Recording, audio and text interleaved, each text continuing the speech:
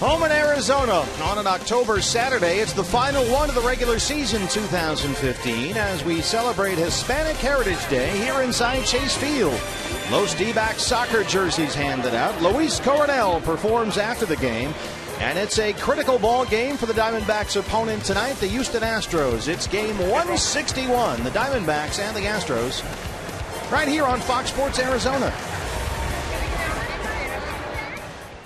And good afternoon from Chase Field. Welcome to the broadcast. Steve Berthune, Bob Brenly along the way. Game 2 of 3 here. The Diamondbacks trying to put last night's fiasco behind them. This is a game, Bob, the Astros desperately need, especially considering what happened earlier today in Texas. The Angels 11-10 winners. Anaheim came back to get 5 of the night. They take a 1-run lead. Johnny G. Vitello had the big hit. And this is what it looked like. Playoff baseball, you love this time of year when you have several teams bunched up, either battling for that wild card or battling for the division. And this was an unbelievable game this afternoon, just trading punches back and forth. I missed it after the 6th inning. I assumed Texas was going to win it. And then the Rangers had a late chance. Elvis Andrus tries to steal second. He's in there, then overslides the bag, and it's on that play the game ended. And now Cole Hamels will start tomorrow for Texas. And so right now you've got the Angels breathing down their necks. The Astros, if they lose this tonight, Texas wins the AL West, and Houston is tied with the Angels for the wild card with 1 to play. Go figure. I mean, it's coming right down to the final game of the season, and you always love to see how a team responds in a pennant race, and certainly what the Astros did last night behind their ace was pretty impressive. Well, Jeremy Hellickson on the mound tonight for the Diamondbacks. And he was pretty impressive last time out in San Diego. Yeah, he's been really good his last 2 times out. The first start back off the DL, not so much, but in his last 2, he's thrown 11 innings, given up only 7 hits and 3 runs. He looked like Jeremy Hellickson before the hamstring injury. Colin McHugh for the Astros. Jeremy Hellickson for the Diamondbacks. Where will O'Brien play? Well, the rookie gets his first big league start in left field tonight. We'll see if that's a long-term solution coming up. Then it's the Astros and the Diamondbacks on Fox Sports Arizona.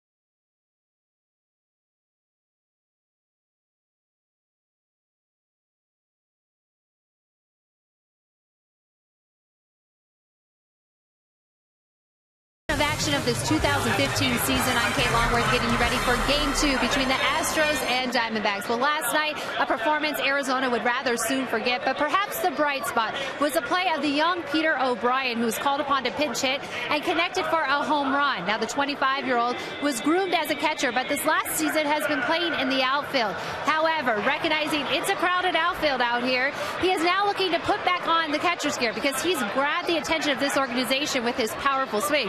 After all, last night's home run went 471 feet. I know that he has shown had some meetings with Glenn Sherlock, myself, with Dave Stewart, and I think he does want to get back behind the plate. So that'll be his decision. We're excited if he does. We're excited if he doesn't. He's shown up here that he can hit. He's a major league bat. It's kind of been a mutual thing, just because I played outfield for the most of the year doesn't mean it was completely gone. I still had my gear with me everywhere I went, and I still kind of tuned up every now and then, but now it's kind of starting to get a little bit more serious to where it was before, where I'm working every day and I'm catching a pen or throwing in the bases and warming up the guys in between innings.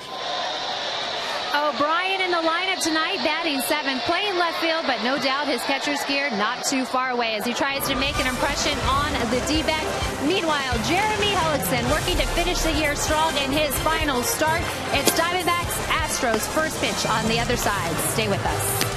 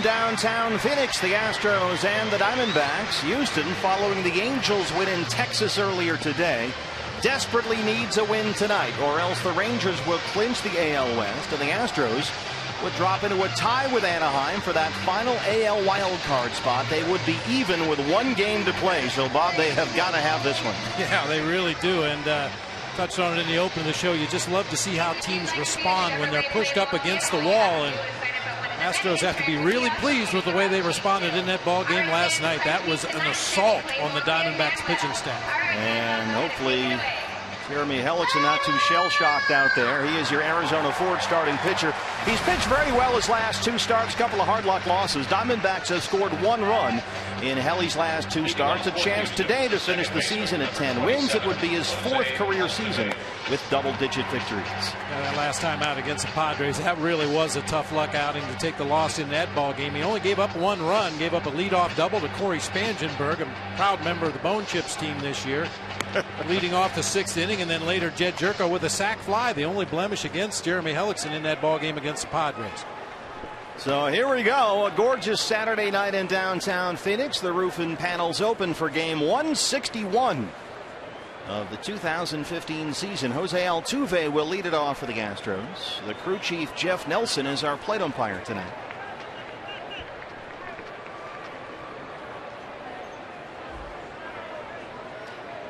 This is great. Roof and panels open. Sun still out. This is outstanding. It is beautiful here on Hispanic Heritage Night. Los D-backs and Los Astros. And Altuve, 4th in the American League in hitting in .310. He's set to lead it off.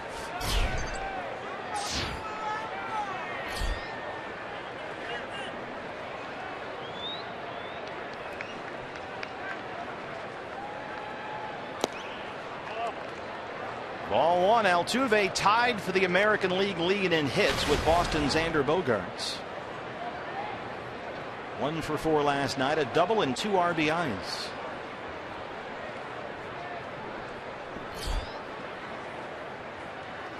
This is well hit toward the corner and left. Peter Ryan's out there.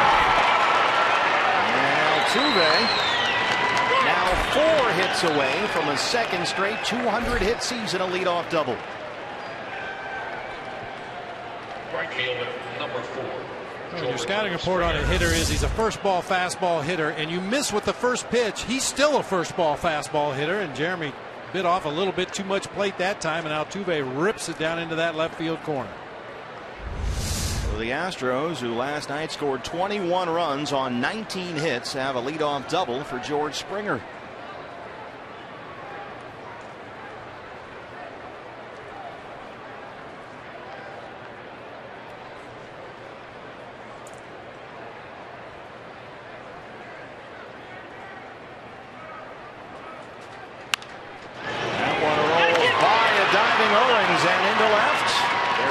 Stop Altuve at third, a base hit for Springer.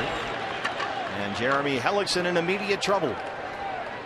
The lineup for A.J. Hinch and his Houston Astros. Shortstop, number 1, Carlos Correa. Look more and more like the 27 Yankees every day. Jose Altuve at second base, George Springer out in right field, Carlos Correa at shortstop. Obi Rasmus will be out in center field with Luis Valbuena at third, Chris Carter at first, Preston Tucker in left field, Jason Castro once again doing the catching, and Colin McHugh on the mound. First and third, nobody out. Carlos Correa. Homered here last night. He was 3 for 4. A walk, a triple, a home run. He drove in 4.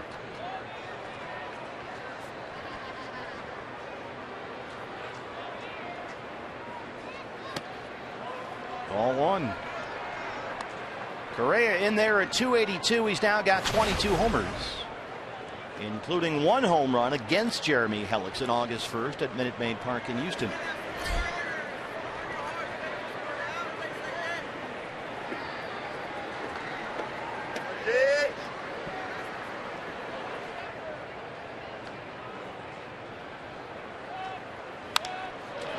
In the seats. This was Correa last night. 3 for 4. Walk, triple, home run. At 21 years old, he is the youngest player ever to do that in one game since Ted Williams in 1939. And he has crushed the Diamondbacks. 4 games, 4 homers.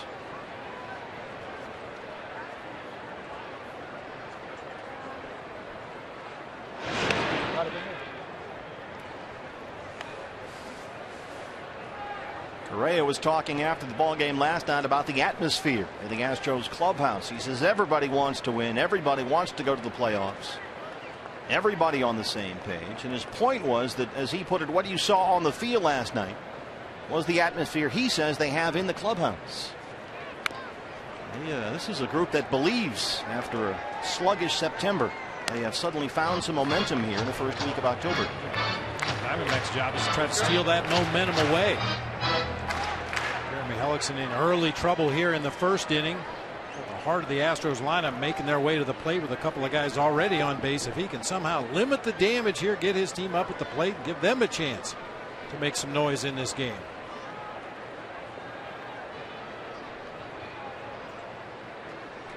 1-2 pitch. She's out to Socrates Brito. Altuve's at third, and here he comes. The throw from Brito is not in time. The RBI for Correa. 1-0 Houston. Socrates made it awfully close, but Altuve, who runs really well, he leads the American League in stolen bases, just sneaks in there. We've seen Brito make a couple of strong throws from right field. Right on the money, on a hop. Unfortunately, Altuve just a little bit too quick, sneaking in the back door there at home plate. Gets the left hand down before Wellington can spin around with the tag. Well, last night Houston got 3 in the first, 1-0, and here's Colby Rasmus with 1 out.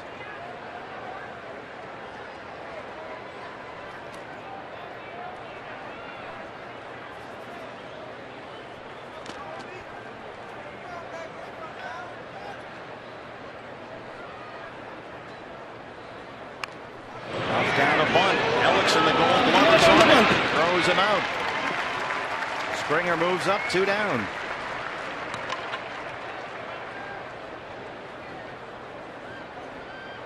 Third baseman, number 18. Rasmus trying to take advantage of that pull shift. Apparently forgot that Jeremy Hellickson has a Gold Glove on his mantle at home. He bounced off the mound quickly, kept his poise, and easily threw to first base for the out. There you see the gold label there on the back of Jeremy's glove. Once you win a Gold Glove, you get to have that on your glove, I guess, the rest of your career. That's what I've heard.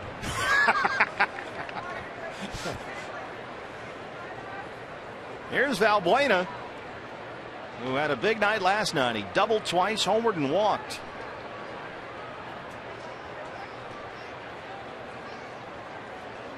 George Springer at second, 2 down.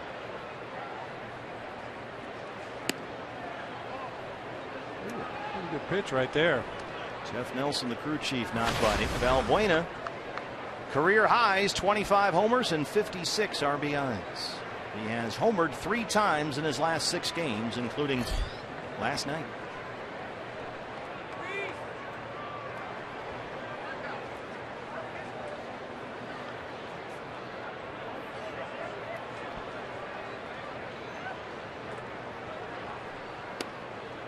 There's a strike, 1-1. Valbuena really hot right now. 13 hits in his last 27 at bats. That was a smidge higher, I guess, than the previous pitch.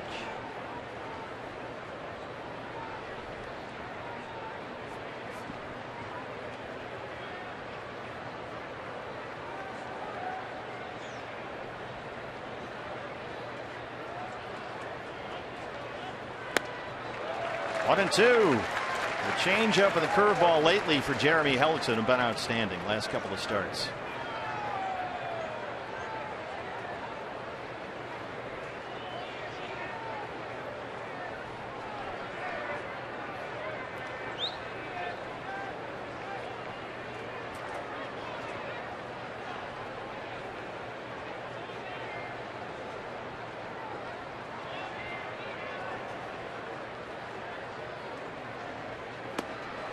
Jeremy Hellickson. Well, the Astros had first and third, nobody out. He was in a real mess. He limits the damage. They get 1. D-backs coming up.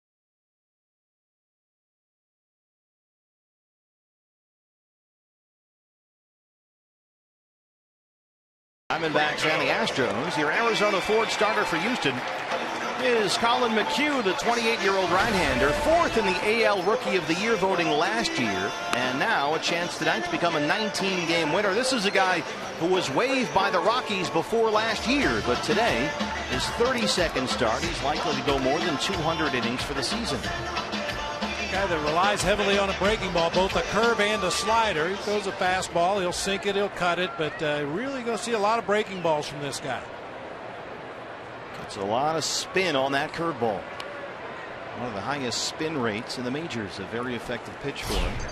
Socrates Brito in the leadoff spot tonight for Chip Hale.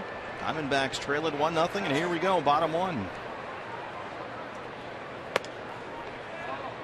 Still no Peralta. He is done for the year, we are told. The MRI news was good, but no reason for him to play this weekend. Brito at 360, his first 16 major league games. There's a chance we'll see Ender Inciarte, Chip Hale said today. That bruise has turned into some swelling in the ankle and the Achilles tendon. The wrist on Peralta, so far so good. It's a best case scenario at this point, Chip Hale says. So it's O'Brien in left and Brito in right. Ender Inciarte, that gravity. It's going down. Yeah. You injure your calf or your shin or your knee and have any kind of swelling at all, eventually it's all going to drain down in that ankle area, and that's what Ender's dealing with right now. Started as a bruise on the shin, now it's the Achilles and the ankle. Brito ahead 3-1 here. He was 0 for 4 last night, couple of strikeouts. But that was batting at the bottom of the order against the lefty Dallas Keuchel. Different story here in the leadoff spot against the right-handed McHugh. He shoots it out toward Tucker. Back it up, and it's off his head. Brito can fly, and he will stop at second. A leadoff double for Socrates Brito. He is 7 for his last 15 at the plate with 4 extra base hits. Boy, and that is impressive right there. A young player like Socrates Brito, the ability to backspin a ball to the opposite field, down and through that pitch that was just off the outside corner. This tremendous carry really fooled Preston Tucker out there in left field. He was playing shallow to begin with. That ball just shot over his head. Boy, this young man, Bob, has a tremendous set of skills, and he is opening some eyes here over the last couple of weeks of the year. He's at second. Here's Aaron Hill. Aaron getting the start at second base tonight. That's out of play. Aaron 235 with 6 home runs. He had a big night here last night. 3 for 5, 2 doubles, drove in 2.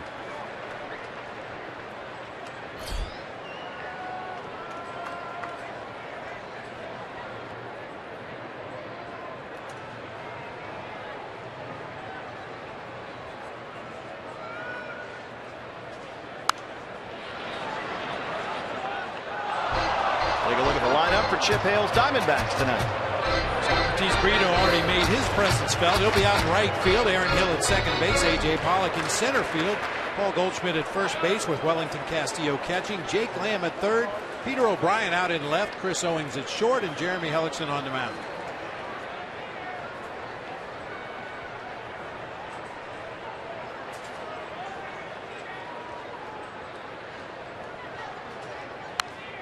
Just does get a piece to stay alive. The alarm bells went off there. Too close to take, but not really close enough to do anything good with it. Just try to get a piece of it, stay alive. See, Jason Castro was going down to block that ball behind the plate, and somehow Aaron Hill got a piece to stay alive.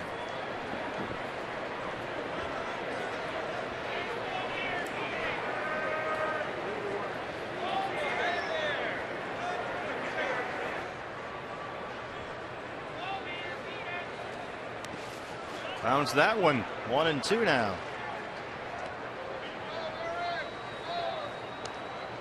Won't take much to get Brito home with a tying run the way he runs the bases.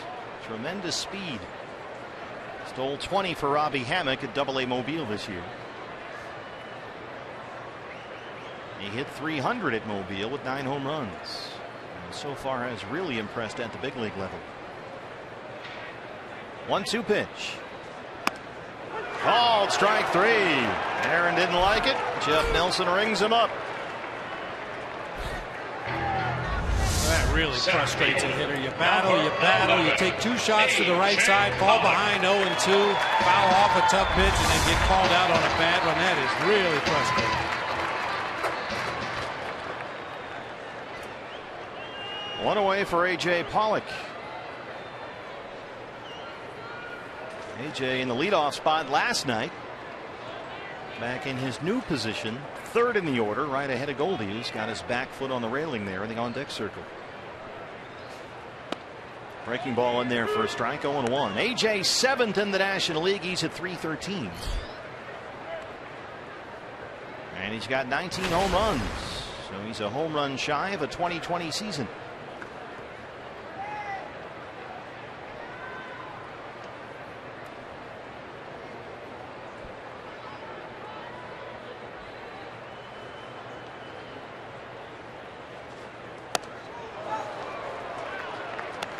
That's been a pretty good approach for the Diamondbacks offensively against every opposing pitcher. If you see it up, take a rip at it. Chip Hale said, I don't mind if you swing at a pitch up out of the zone. We want you to attack pitches up. So lay off those sinkers down, lay off those breaking balls down that are likely to produce a ground ball. Get something up in the zone, let it go. Swing that thing. McHugh has that great curveball with that high spin rate. If he gets your eye level up there, then he comes at you with a curveball maybe here. Yeah, pretty good chance. I mean, going to throw a lot of breaking balls in any count to any hitter. He just has a lot of confidence in both the slider and the curveball.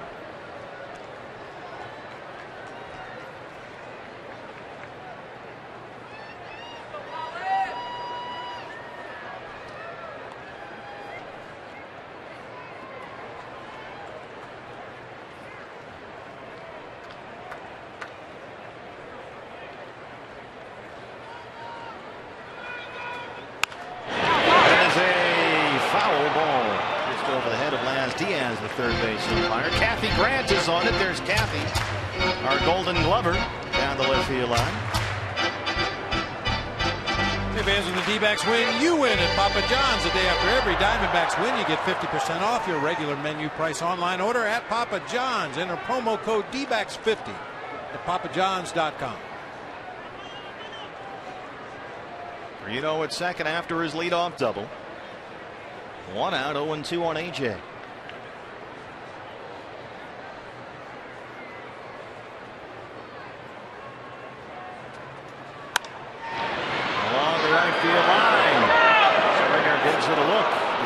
Draywitz is right there, though.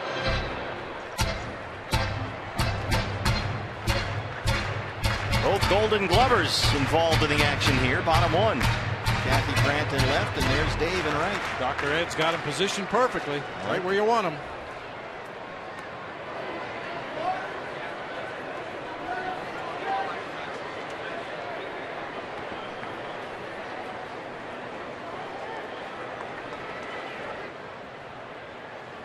Aaron Hill really gave McHugh a hard time, and now AJ battling up there, down 0-2.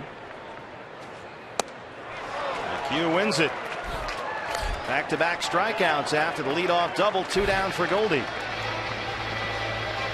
McHugh's not overpowering with that fastball. It'll sit at 90, 91, maybe touch 92 from time to time, but he's got pretty good command. Elevates that one up above the letters, gets AJ to chase. But once again, I don't think Chip Hale really minds. If you get a pitch up there like that, especially a guy with some pop, go ahead and take a swing at it. Well, they are not going to let Goldie have a swing here. First base open. They'll work to Wellington Castillo with 2 outs. I guarantee you somebody in that third base dugout is yelling at Wellington Castillo right now. Don't let him do it to you. Take it as a personal affront that they are walking the guy in front of you because they'd rather pitch to you. Well, can you blame him? No, not at all. I mean, this is absolutely the right move to make.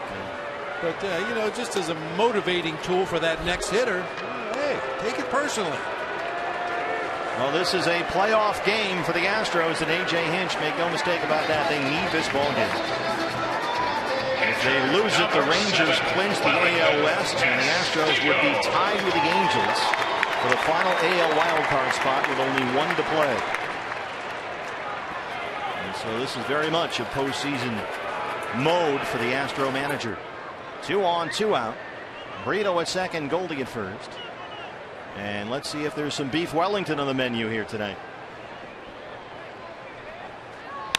First pitch swinging high in the air, right center field. George Springer. And Colin McHugh makes some big pitches. They walk Goldie intentionally. It pays off. The Astros lead it 1-0.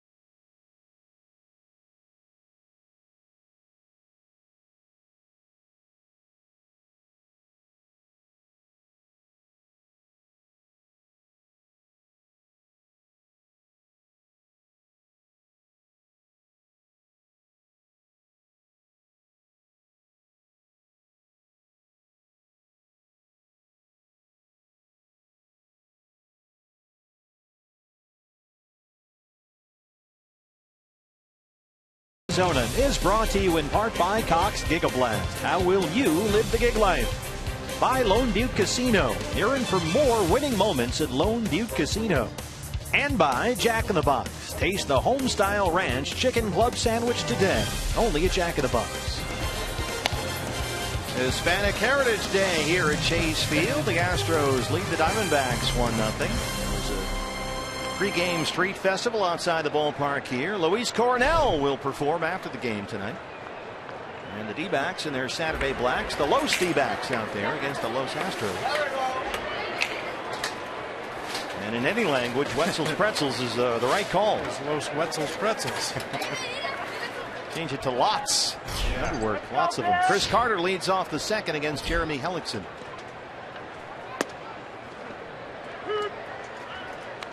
Carter at 196, always a power threat. He's got 24 homers. He has homered in 6 of his last 10 games.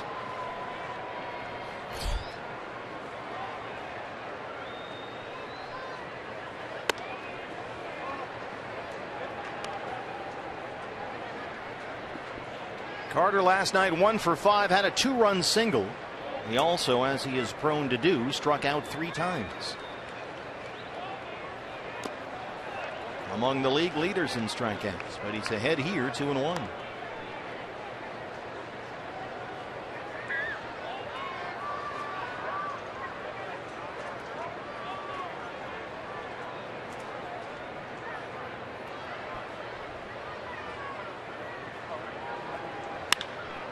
That is down the left field line, a fair ball. It rolls into the corner.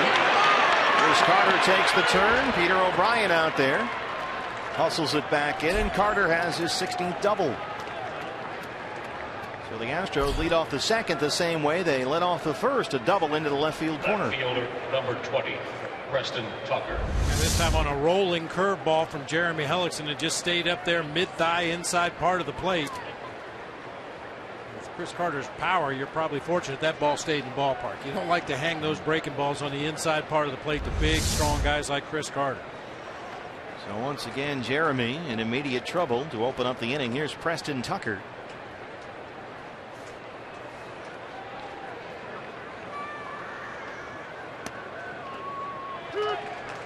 That'll draw the infield in a bit. 0-1. Tucker hitting .246 with 13 home runs. 1 for 4 last night, a single and a run scored.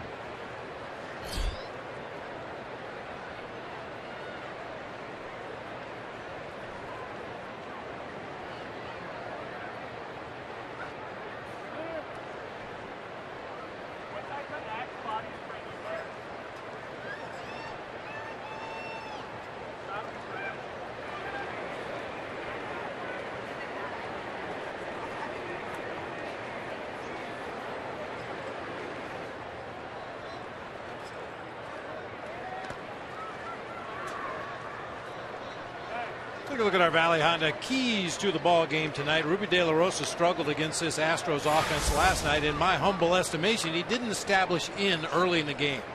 Astros have a lot of guys that stand off the plate and really dive in toward that inside corner. You've got to establish that inside corner and push the Astros right to the limit. Why not?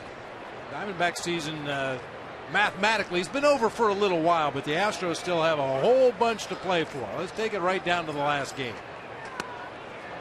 Yeah, there is pressure on Houston, no doubt about that. After that Angels comeback, they got 5 in the 9th at Texas, and the heat is on. You know, they were watching that in the Houston clubhouse today. A loss by A.J. Hinch's ball club, and the Rangers win the AL West.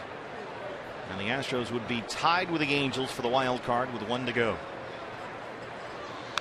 Then you're looking at all kinds of play-in scenarios and 3 games in 3 days in 3 cities, all that stuff. And you know they want to avoid all of that. Oh, yeah.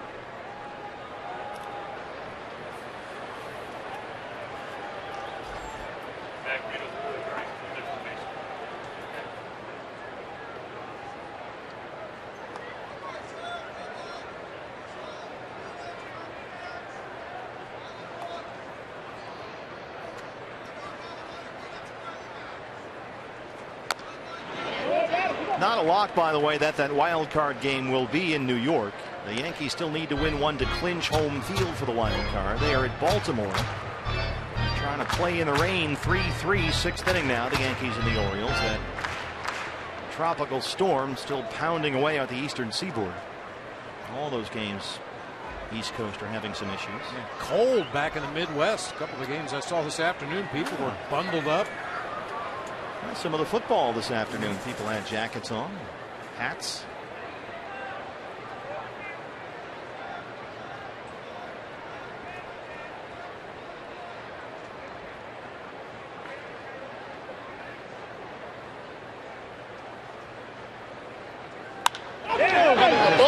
To Socrates Brito, right at him.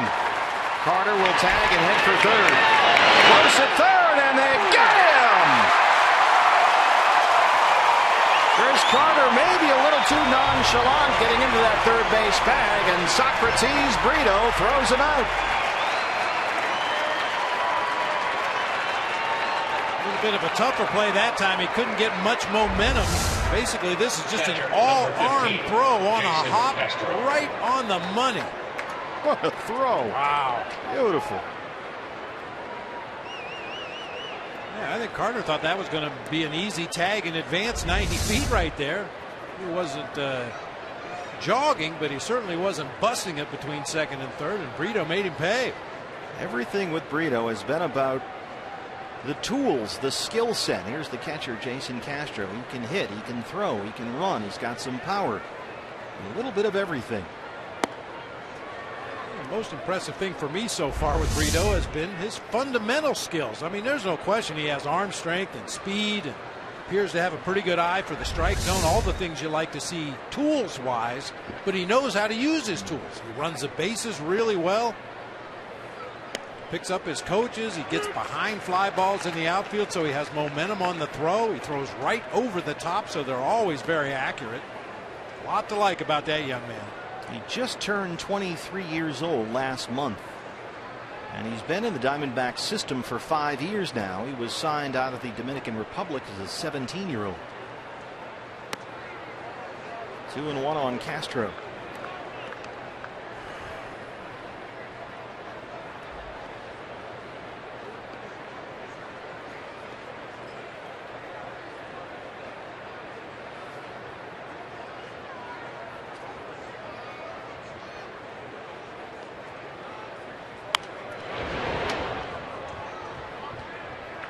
Jason Castro last night 1 for 3, a single. He walked twice. He's hitting only .213 for the year. He's got 11 home runs.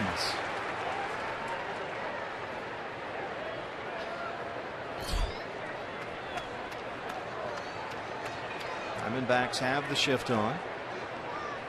Chris Owings, the shortstop, all by himself on the left-hand side. He hits it into the shift. Brito, he's got it. Socrates Brito showing off in right field. A terrific throw and a running grab there to end the top of the second. One more look at the rookie. It's the Socratic method. Diamondbacks down 1-0.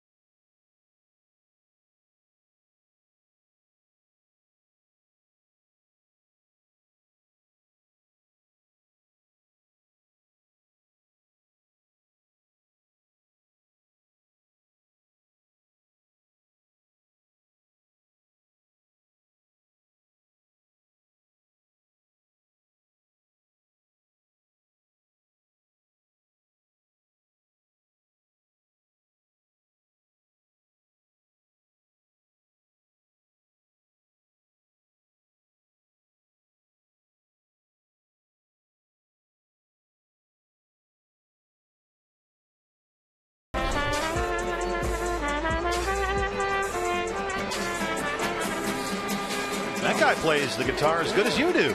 He's got it strapped up high there. Look at that. And what a half inning it was defensively for Socrates Brito. Had a terrific ball game, a double.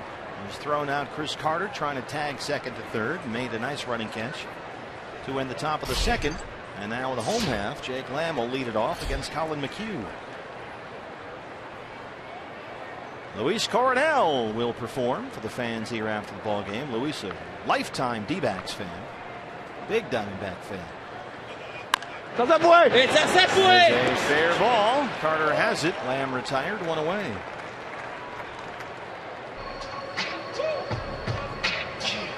Hopefully that last inning for Jeremy Hellickson and the D-backs, they slowed down this Astro juggernaut a little bit. Before that last inning, they had been 15 for 31 with runners in scoring position last night and one inning today. 3 doubles, a triple, and 2 homers with runners in scoring position. But Jeremy able to dodge that leadoff double.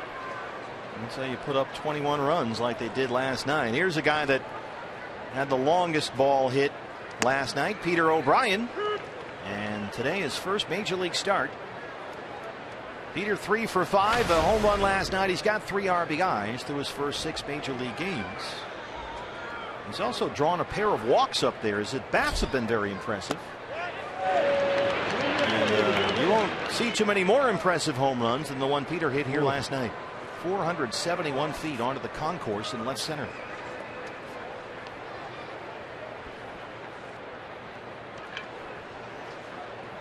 Astros overload the left-hand side. Altuve, the second baseman, on the shortstop side of the bag. Take a look at this last night. His first big league home run. Watch it go.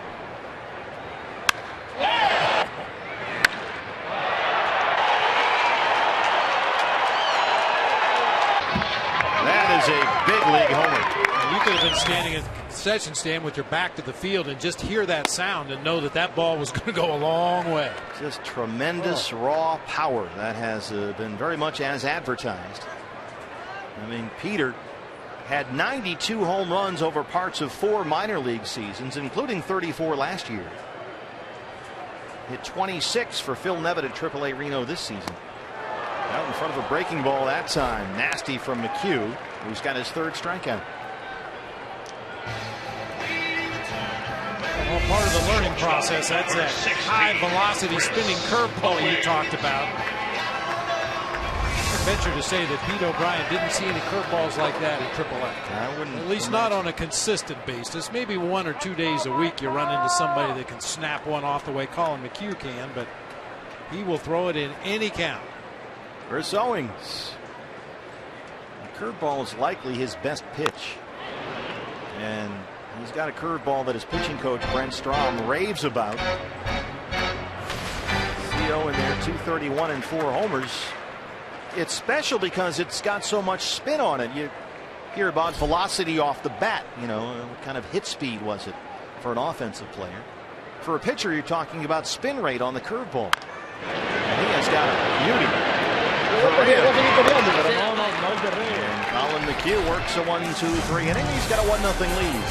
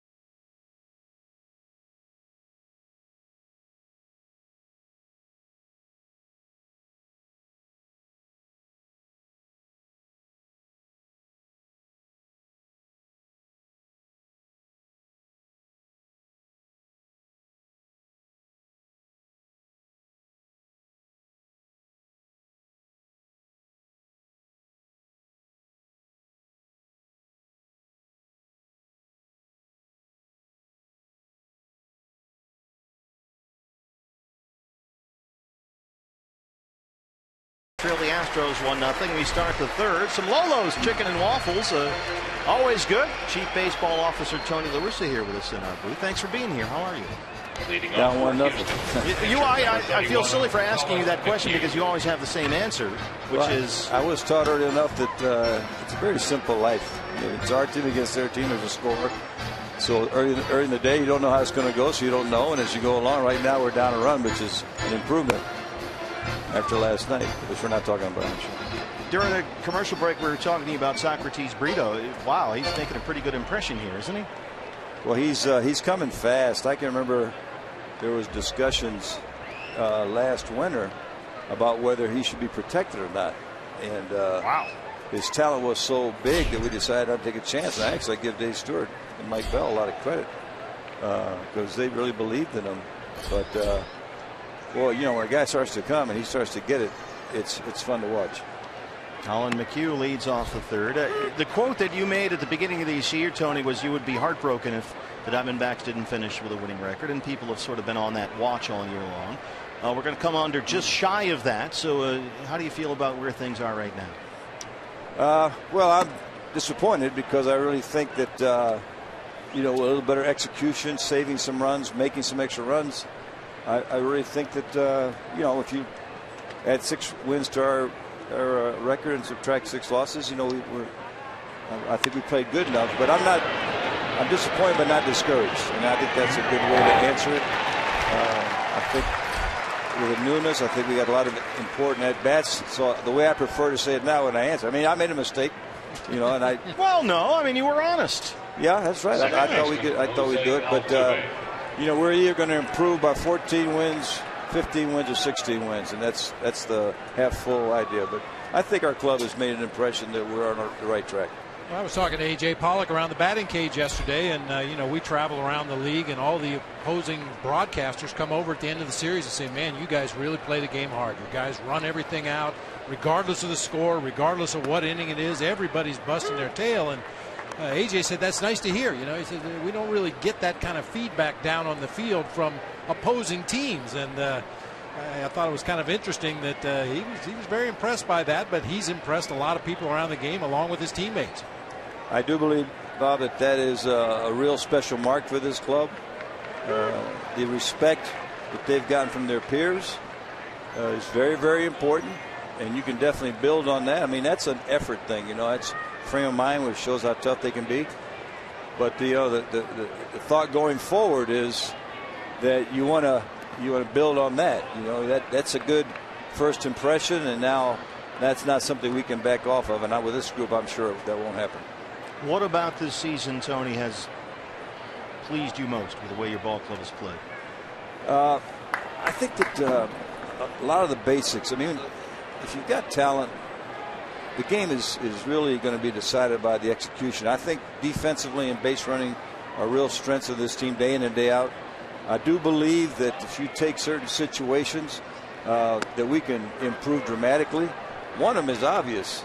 Our strikeout total is really, really high. Mm-hmm. And the way we were taught, a lot of these hitting situations, supposedly, if you put the ball in play, you got a chance. You strike out, you got no chance. So that's one area that I'm sure we'll work on. And I know Turner and Mark are dedicated. The hitters will be.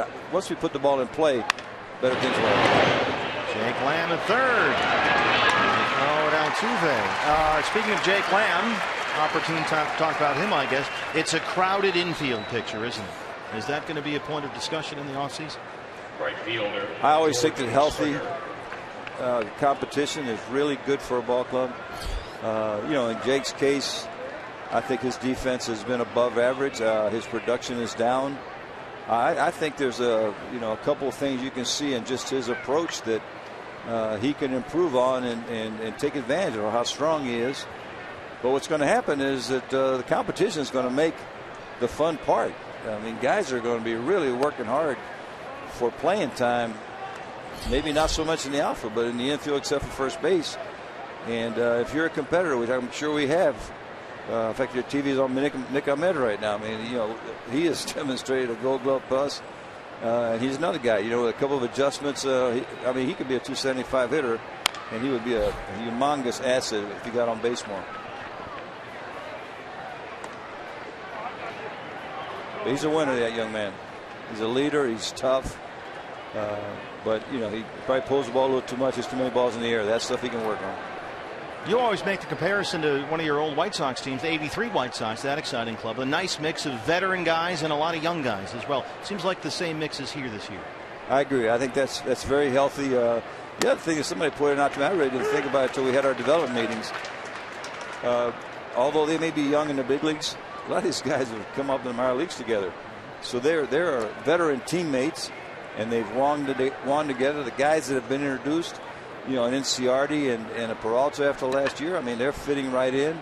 And our veterans, a guy like Castillo has come along and been a real champ. So I think, and I'm sure Bob agrees with you too. So there's some people that really do not give chemistry and that family feeling much credit, but it is absolutely critical, especially as long as our season is.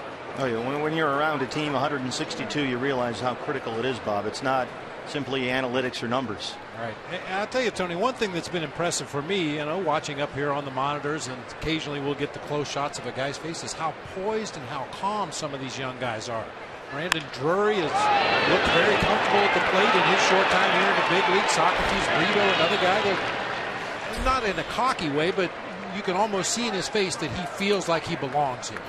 Well, I can't agree with you more, and I think that is a tribute to what we do down in development. I remember coming in last year, mid-year, checking the minor leagues out. I had no previous conception of yay, nay, or whatever, and I observed, Mike Bell. He's got a crew of managers, coordinators. They really teach the right thing, and they teach, aggressiveness, but under control, and play the game correctly, and play with a lot of spirit.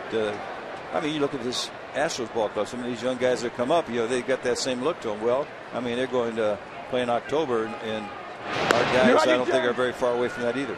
Well, this guy sure has that look. Carlos Correa, just 21. Oh man, it's 21 going on 31 because he plays. How about that? I told Andy. Andy knew the scoring report, but still, I was yelling, "Send him!" that first day, and he throws that rocket on that relay. I mean, his talent is just off the chart. Yeah, the play that Goldie was throwing out on last night, a terrific relay from Correa. Well, I just hope we don't see more of that talent the next 2 days. Yeah, that'd be nice, wouldn't it? Yeah, absolutely. Save it for the postseason. Well, you've been in the situation that A.J. Hinch is in right now. They've got to have this game, especially considering the way the Angels came back and won at Texas today. What's it like to play in the final weekend of the year in this situation? Most fun you can have. October is more fun, but to play get to the last week and be in contention, get to the last week, and it just keeps getting better and better. I do believe. Here's a 2 for nickel piece of observation.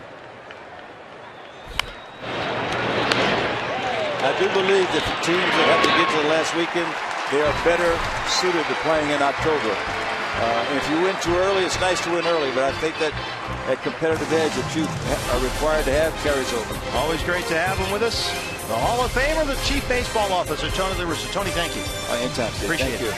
Bye.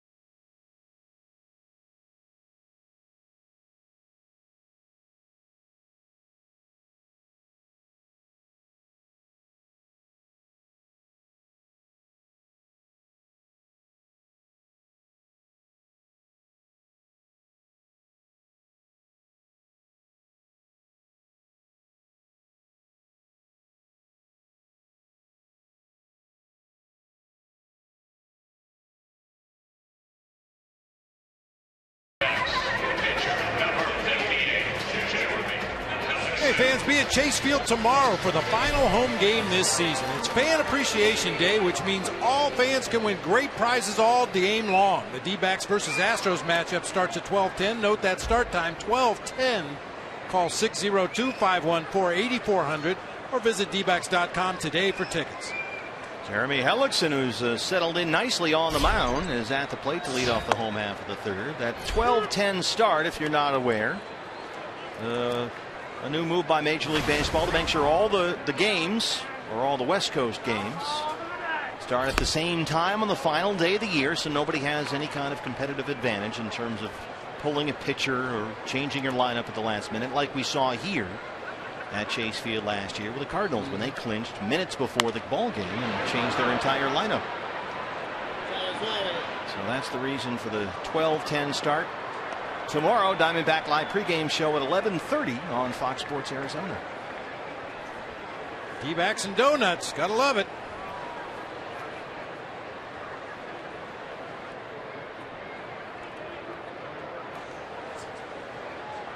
D-back so far just one hit against Colin McHugh. Brito's double to lead off the ball game for Arizona. He has walked one, struck out 3. A little too close for comfort there on Jeremy Hellickson. Breaking ball that just didn't bite that time, left it up and in. Hellickson does the turtle, pulls his head down into his shoulder, turns away from the pitch. Proper way to get out of the way of an inside pitch. Jelly legged on that one. Tried to sneak that other breaking ball in there. Maybe he scared him off the first time, but he missed, and it's full 3-2. He will throw that spinner a lot. Straight fastball, and Hellickson launches it over the glove of Correa. And into left center, a leadoff single. Second hit for the Diamondbacks. He's been very good at the plate this year. Right field, Socrates.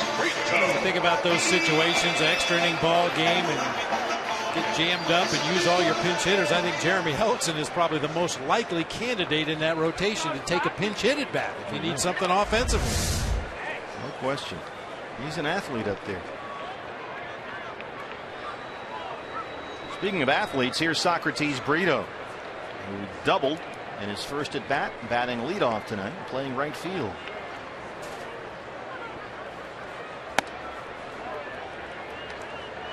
Brito 3 hits Thursday in the win over the Rockies. He was 0 for 4 last night. His double tonight makes him 7 for his last 15 at the plate with 4 extra base hits. Tucker in left. And he's got it, 1 away.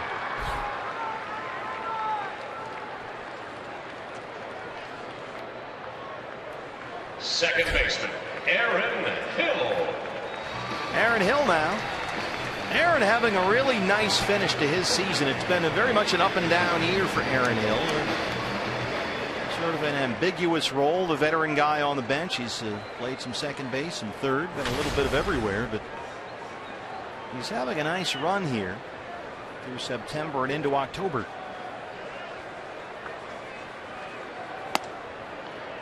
Breaking ball in there for strike 1. Aaron last 32 games is hitting an even 300. 10 extra base hits and 13 RBIs. And as you said, it's tough to put up those kind of numbers when your playing time is sporadic at best.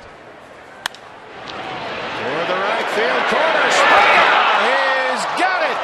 George Springer makes a tremendous diving catch to take away extra bases from Aaron Hill and keep Hellickson at first.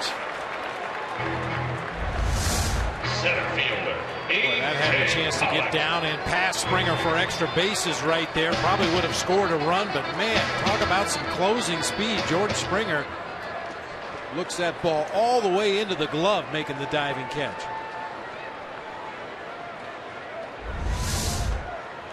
Boy, really saved Colin McHugh from a difficult situation there. 2 outs now for A.J. Pollock, who struck out in his first at bat.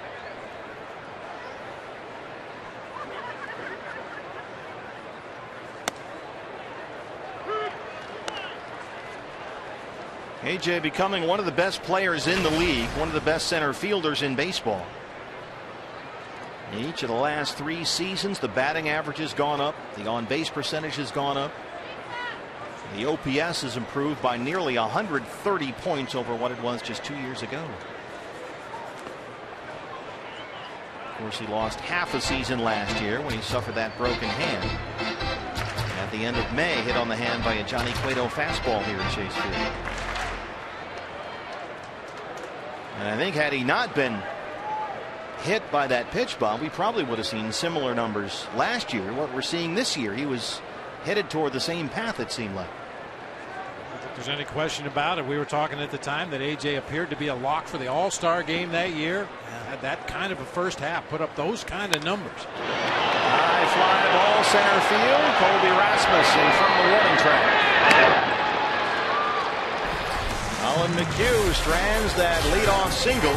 Diamondbacks trail it 1-0.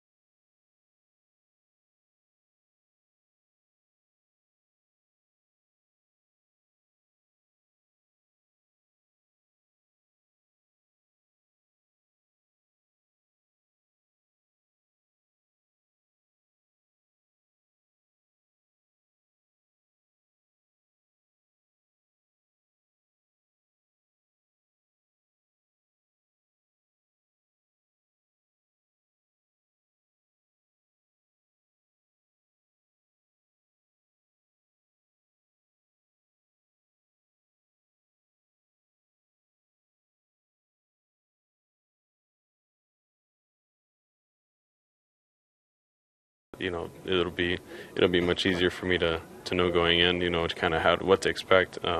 Again, you can still learn from it, but this year was definitely, I had to ask a lot of guys that I've played with in the past about, how to do certain things and just how your mindset, and so it was difficult. It was a challenge, but like I said, those are the times that you learn the most from sometimes. Aaron said it took him till the All-Star break to adjust from being that everyday second baseman to a more limited, specialized role, telling me that the mental adjustment was a lot harder than that physical aspect. But now that he feels comfortable in this new role, he's excited for spring training and to grow off of this season and have an even greater impact for the Diamondbacks next year. He's certainly having a nice finish to the season here with some injuries in the infield, getting more opportunities here late. Aaron Hill out there at second base. Jeremy Hellickson completing his warm-up tosses, set for the fourth inning. Diamondbacks trail the Astros 1-0. Altuve doubled to lead off the ball game. George Springer singled. Carlos Correa sac fly, the only run so far. And it will be Rasmus, Valbuena, and Carter 4, 5, and 6 here in the Houston Ford. Rasmus tried to bunt for a base hit against the shift in his first at bat of the ball game. He was thrown out by Jeremy Hellickson, but he was credited with a sacrifice bunt. It was pretty clear to me he was trying to bunt for a base hit, but because the runner was advanced 90 feet, he was credited with a sacrifice. You want him bunting. He's already tied his career high with 23 home runs. Homered here last night. It's the third time in his career, in fact, Colby Rasmus has hit 23 in a season.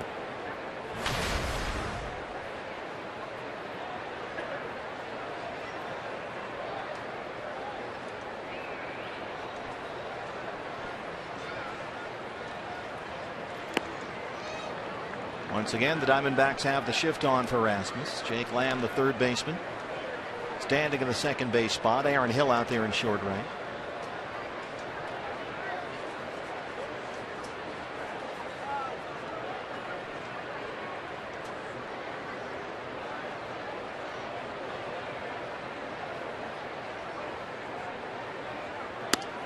There's a strike, 2-1.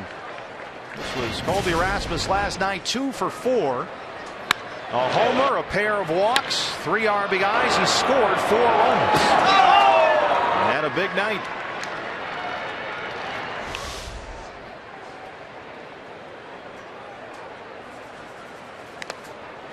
Interesting to hear Tony La Russa, Bob, talk about the importance for the Diamondbacks to cut down on the number of strikeouts they have. And the Astros are a team that strikes out a lot like the Cubs. They'll hit a lot of homers, they'll strike out a bunch. And I think there will be games in the postseason, whether the Astros make it or not, doesn't matter what the team is, that some of those teams that do have a lot of strikeouts, it's going to come back and bite them in certain big spots in big playoff games. I think the Blue Jays kind of fall into that category too, a team that lives and dies with the long ball. They're free swingers from the first pitch of the at-bat to the last pitch of the at-bat, and I think maybe that's where Tony unfairly gets criticized for not being sabermetrically inclined. Tony La Russa pays as much attention to the numbers as anybody who's ever been around this game, but he also understands that there are certain times in an at-bat and certain times in a game where all you need is contact. You just need the ball to be put in play in fair territory and make good things happen for your ball club rather than try to hit it in the pool and strike out. It's very much a situational thing. There are moments when you've got to get the runner over or in. And here's another way to do it. Colby Rasmus. And there it goes. A new career high is 24th. And it's 2-0 Houston.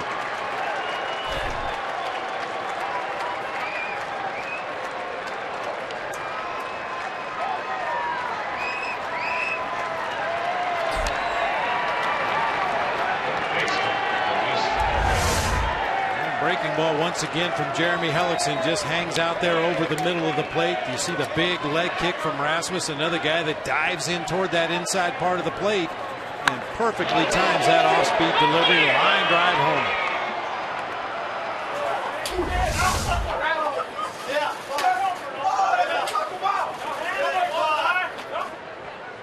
home. Luis Valbuena. Diamondbacks leave the shift on for Valbuena, who's had a big year at the plate. He dented the wall. Call maintenance. Valbuena, a strikeout victim in his first at bat.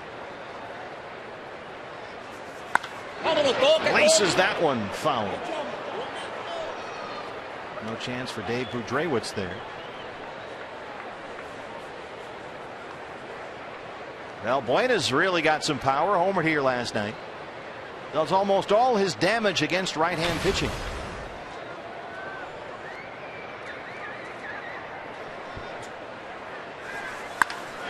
Blast this one right at Brito.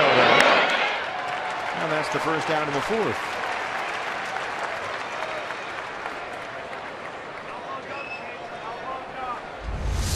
First baseman Chris Carter.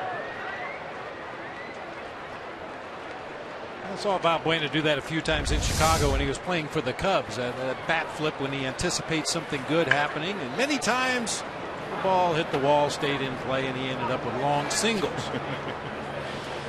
He could at times be a frustrating player over the course of his career, but he's had a nice season in this role with the Astros. Chris Carter now. This is up and in. Carter doubled in his first at bat.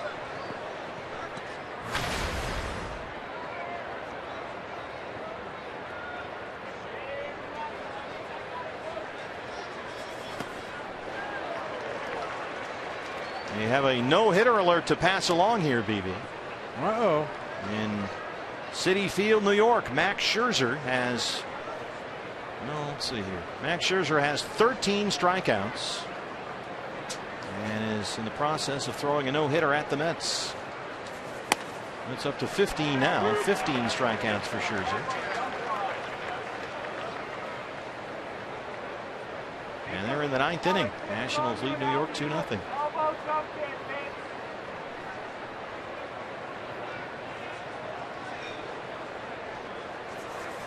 That is laced down the left field line of fair ball. Carter doubled in his first at bat. He'll get one more here. Double 16 and 17 for Chris Carter.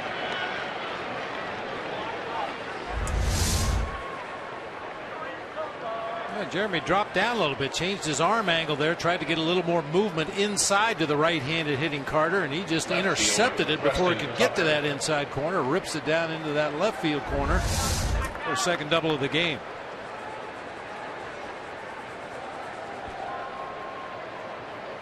Mike Harkey pays a mound visit. So the Nationals are batting top 9 at Citi Field, leading the Mets 2-0. Max Scherzer working on the no-no with 15 strikeouts. Beautiful night for baseball in downtown Phoenix, Arizona. Roof and panels open here at Chase Field in game 161. It's been a rough night back at Citi Field for one of the bone chips. Kirk Neuenhuis 0 for 3 with 3 punch-outs against Scherzer tonight. That's a shame. That's no way to celebrate getting named to the bone chip team. Well, it could be named the Bonehead team. Look at it that way. So he's ahead of the curve. Well, Neuenhuis, so he made it based on one ball game this year. It was a heck of a game. In all fairness.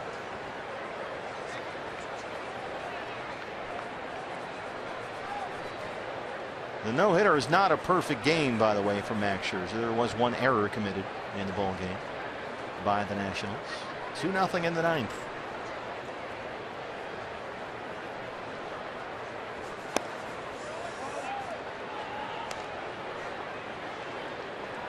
Want to know on Preston Tucker. Tucker flied out his first time up.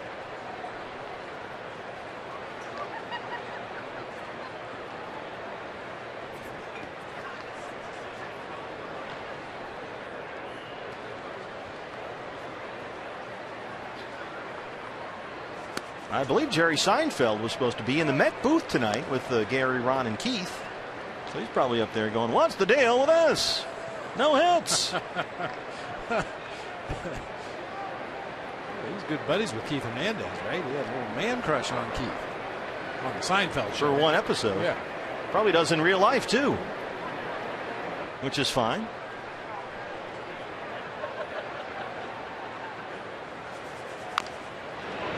Vamos, toca pinta.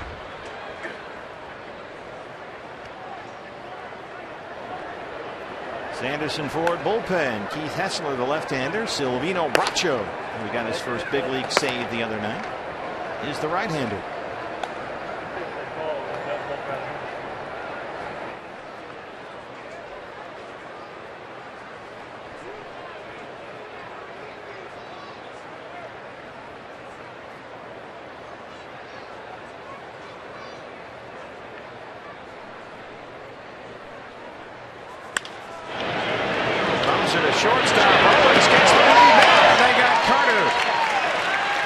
Runs right into it. Lamb applies the tag. Not been a great night on the bases for the Astros. Second time Carter's been thrown out at third base in this game after doubling. That ball's hit right at him. I mean, as a base runner, the rule of thumb at second is if it's hit to your left, it's probably safe to advance. If it's hit to your right or right at you, you probably better hold your ground. And that ball was hit almost right at Chris Carter. CO playing right behind him. That's an easy out at third base. Thank you.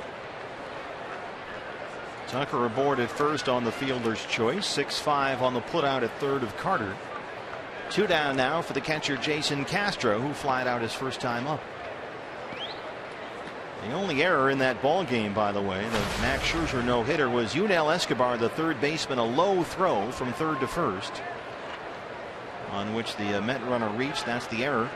And the only thing keeping Max Scherzer from a perfect game here as he starts the bottom of the ninth in New York with 15 strikeouts.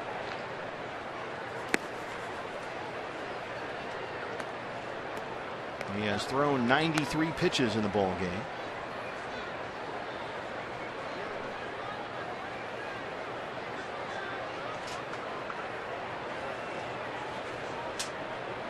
In the bottom half of the inning, it'll be Dilson Herrera, a pinch hitter, and Curtis Granderson, the first 3 scheduled hitters against Max Scherzer. Yoenis Cespedes is in there. Swing and a miss by Castro. 1-1. Here's that curveball. Looks like Lucas Duda is going to come out on deck for the Mets, so it's a rough ninth. Scherzer's going to have to earn this one. We'll keep an eye on that for you. 1-1 on Castro.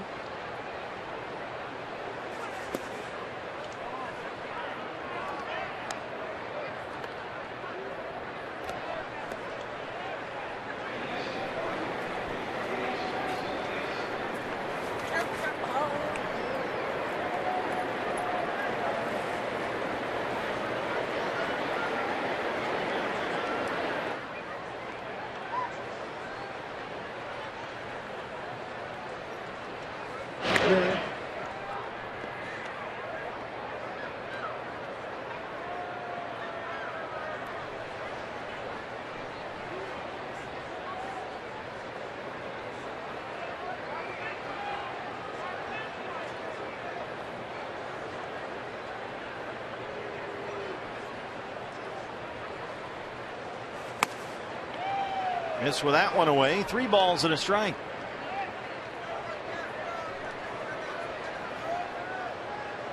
Castro went down at the end of August. He had a strained right quad, missed 16 games. Just got back into the lineup the middle of September. Since he's been back, just 5 for 34 at the plate. 3-1 pitch. Swing and a miss. One thing we've discovered here tonight with this Astros ball club, if you can command a breaking pitch, yeah, those guys are hacking. They're going to swing at it. They've chased a lot of good curveballs down in the zone. Now, he did make a mistake and leave one up to Rasmus that got hit out into right field for a home run. But when he's kept that curveball down, he's gotten a lot of weak swings. Tucker takes off. Look out. That is into the screen. And there's the strikeout of Jason Castro. That'll end the inning.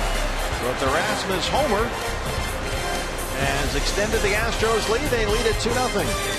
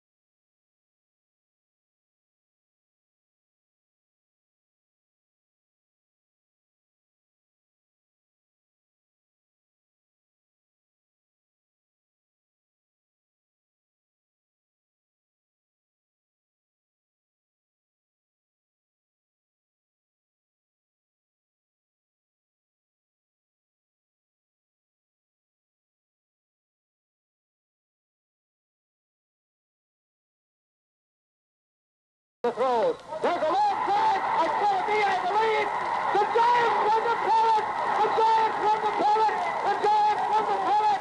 The Giants won the pennant. Bobby Thompson hits into the lower deck of the left field stand. The Giants won the pennant, and they're going crazy. They're going crazy. Every baseball fan has heard that Russ Hodges call of Bobby Thompson's home run in the 1951 pennant championship game. The funny thing is, back then they didn't record every ball game. That was recorded by a Dodger fan who wanted to hear Russ Hodges cry when the Dodgers beat the Giants. Just so happened to have the tape running, and that's why we have that bit of audio to this day. And they never did find the baseball. There's a great book written about that called Mystery Ball, the search for the Bobby Thompson home run ball. It's a wonderful baseball read. And that audio also showed up in The Godfather. When Sonny Corleone got gunned down at the toll booth, he was that's the game, ball right? game. Should have known. Goldie leads off the fourth against Colin McHugh. He was walked intentionally his first time up. By the way, Max Scherzer working on that no-hitter is got 2 outs in the 9th inning at New York against Curtis Granderson. He is 1 strike away. And Granderson has popped up. Escobar has it, and Max Scherzer has thrown a no-hitter for the Washington Nationals at Citi Field in New York. The second one he's thrown this year. The first one was almost a perfect game, if not for the hit batter against the Pirates. This one would have been a perfect game, if not for the Escobar error at third. Base hit for Nolte. Last pitcher to throw 2 no-hitters in the same season, Nolan Ryan, back in 1973, pitching for the Anaheim Angels. Halladay also had 2 no-hitters in one season, although one of them came in the postseason.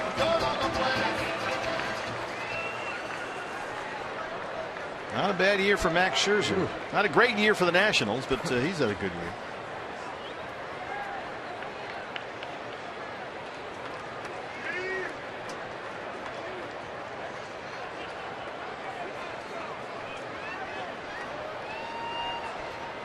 Wellington Castillo flying out his first time up. There's ball 1.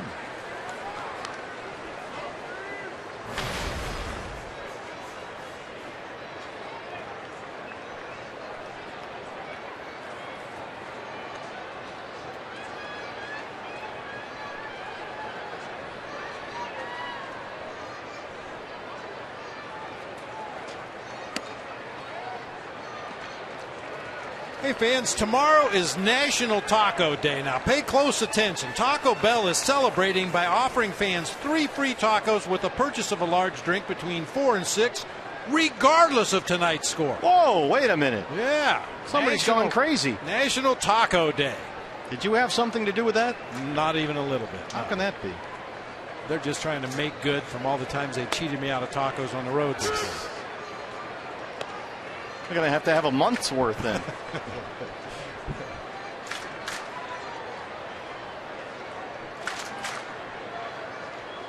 2-1 on Wellington Castillo.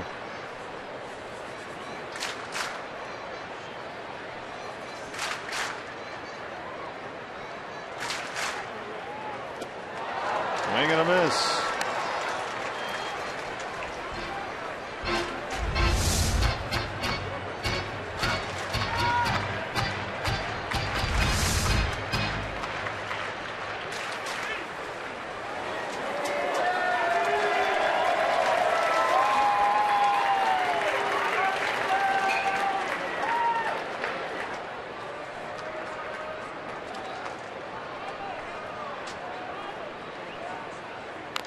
Just did get a piece. Max Scherzer finished his no-hitter with 17 strikeouts. How about that? Ooh, 2 no-hitters in 1 year. Yeah, he was throwing high 90s in the 9th inning there.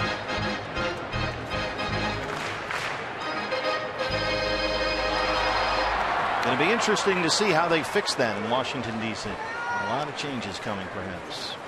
Certainly on the field.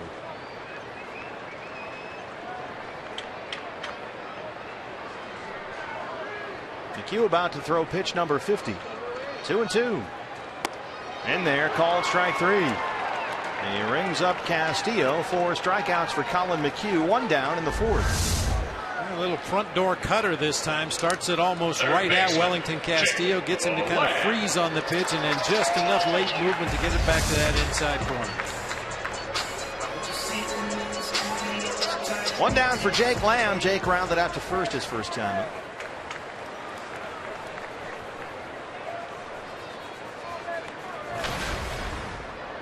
Jake walked and scored a run last night. 265 on the year. He's got 6 homers.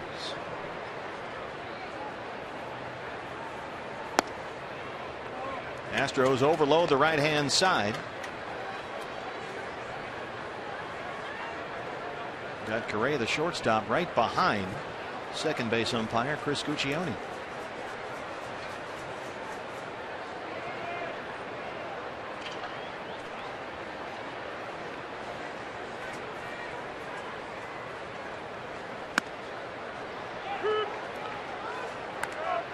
Jake Lamb opened September with a 6-game hitting streak. But since that streak ended, he's hitting only 160 in his last 18 games. I heard Tony La Russa say that he's got some work to do offensively.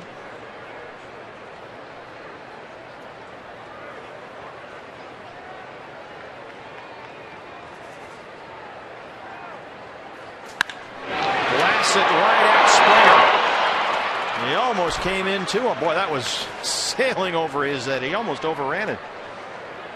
It was moving so quickly. Nice pass at that one by Jake Lamb.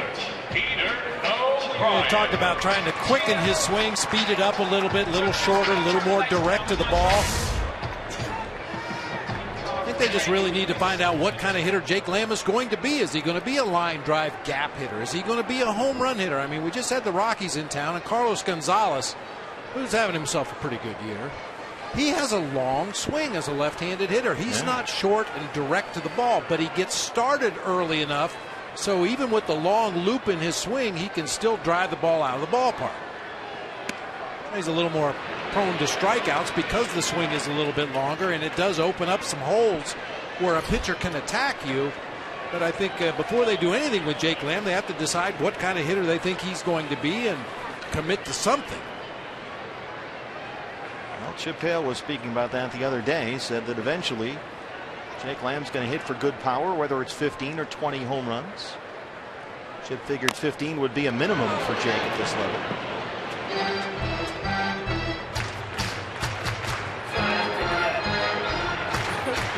Two good young hitters with a lot of power. Lamb from the left-hand side and Peter O'Brien from the right. Now, where are you mechanically with Peter? I like his swing a lot. I mean, for a big guy that generates the kind of power that he does it with a real short, quick swing. He gets his hands in a good load position back there behind his right shoulder, and then hands go straight to the ball.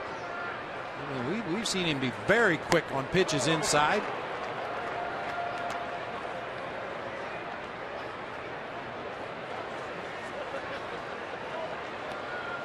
You know, and he has all the mantra, all the sayings down to a T. You know, talking to Jody in the pregame show and just trying to get a good pitch, put a good swing on it, just trying to barrel it up. Let's hope I can help the ball club. Yeah, you know, and that's probably a great approach for a young player. Don't try to think too much about what you're doing right now. Just see it and hit it. He's having problems laying off that Colin McHugh curveball.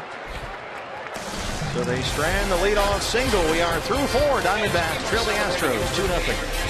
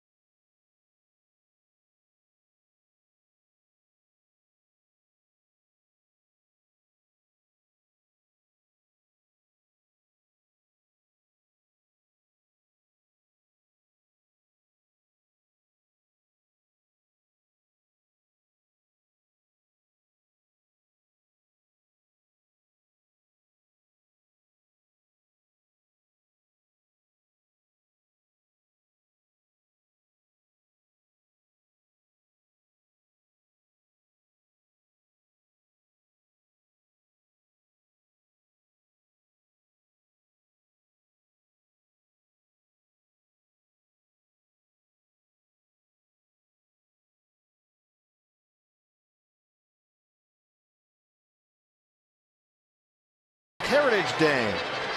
Diamondbacks trail the Astros 2-0. It's after the 5th inning as Colin McHugh, the Astros pitcher, will lead it off against Jeremy Hellickson. McHugh, Altuve, Springer 9-1-2 in the Houston 5th. A Carlos Correa sac fly in the 1st. A Colby Rasmus solo homer in the 4th, the only scoring so far.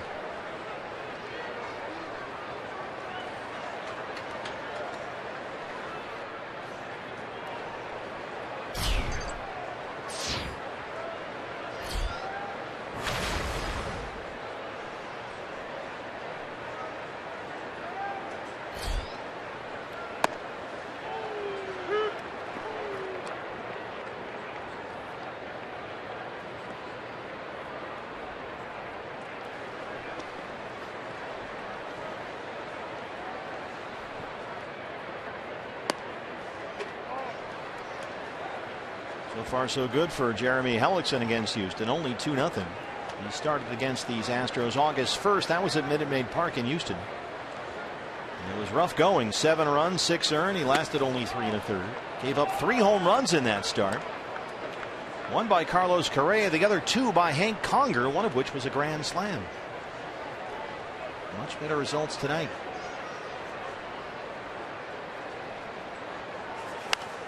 Popped him up. Well, he'll give it a look. And that'll stay playable for Castillo. 1 down in the 5th.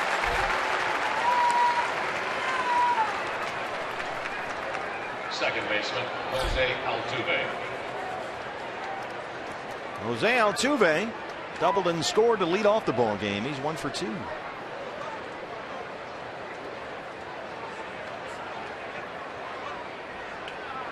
Altuve 5'6". So if you go by Pitch FX, which is all the electronic stuff that measures strike zones and everything, he kind of jams that up because his automated strike zone and its settings are lower for obvious reasons. In fact, it's lower than the average strike zone by about 3 inches. And the top part of his zone is lower by about 5 inches. So he's got a whole different thing going up there. It's a different strike zone. That can make it tougher on the umpires. So Altuve will often have a very high rate of strikes called against him, which is why he's up there swinging. Doesn't affect his hitting at all. 4th in the American League coming in, working on another 200 hit season here, but all the technology has to be adjusted for this guy at 5'6". We can do that. He doesn't walk a lot, as you might expect watching his at-bats in this series so far. Only 33 base on balls this season. He's got over 630 at-bats.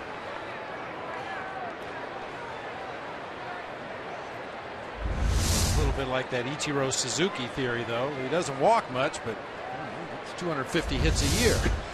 Led the majors last year with 225 and won the first ever batting title in Astros history. And he needs 4 more hits to get to 200 this year. No Astro player has ever had 2 200 hit seasons. That's pulled foul.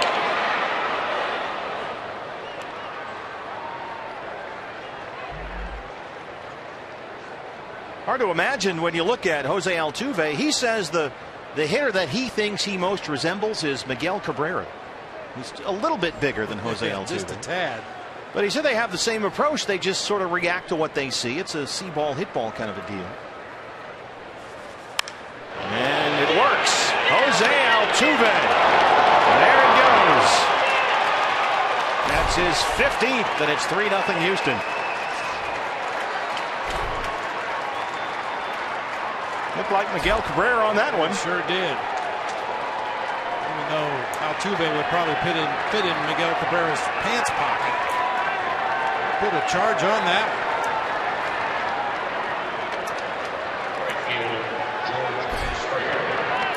Second home run given up by Jeremy Hellickson tonight.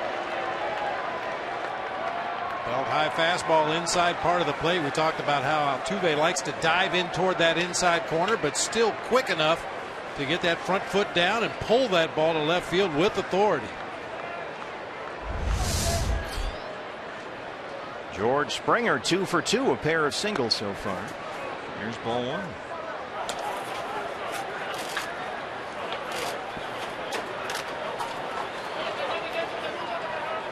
Jose Altuve hitting .330 since the All-Star break, and he's got a double and a home run here tonight.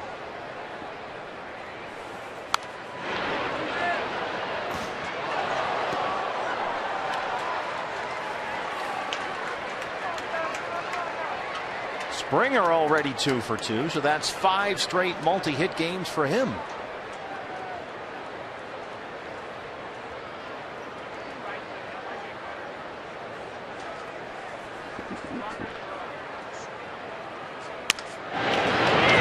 third, Jake Lamb. 2 outs.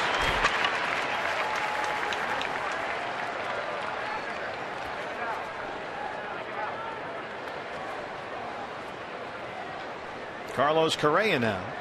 Shortstop. Correa drove in the game's first run with a sacrifice fly.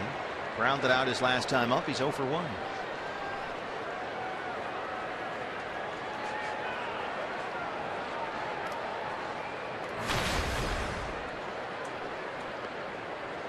You see the 22 home runs for Carlos Correa.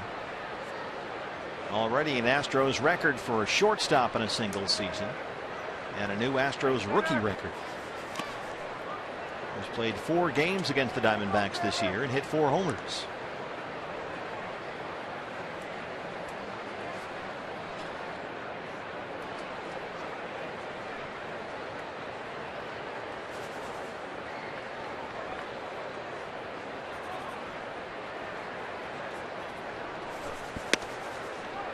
One and one.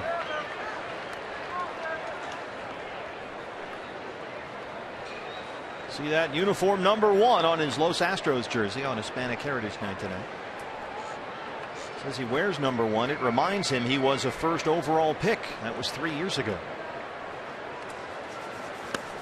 High expectations come with that, and he's aware, and he's very much up to them so far. It was either the number 1 or his checking account number. Either one would remind him that he was the number 1 pick. Well, one number gets bigger a lot all the time, and the other stays put.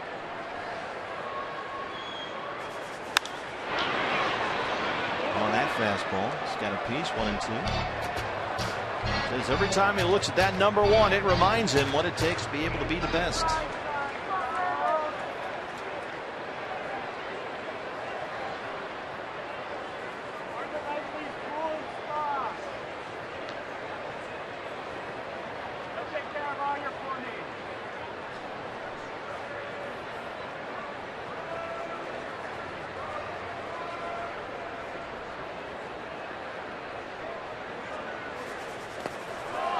Chases that one in the dirt, and Hellickson gets the strikeout. The Astros get another run. Jose Altuve, his 15th homer. It's 3-0 Houston.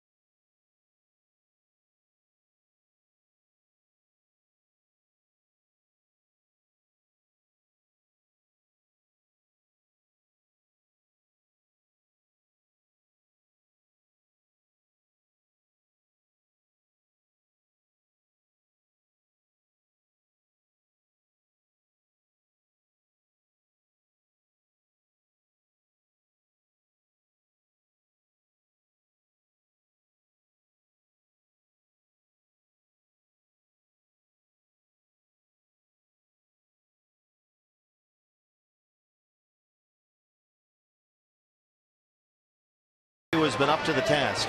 Anybody that can command 2 breaking balls is going to be a tough pitcher at any level. I talked about that curveball and the spin he gets on that pitch. He's mixed in some sliders, some cutters, some sinkers. He's really thrown the whole kitchen sink at the Diamondbacks tonight, and so far it's worked really well. Only 3 base hits, one of those coming off the bat of Jeremy Hellickson.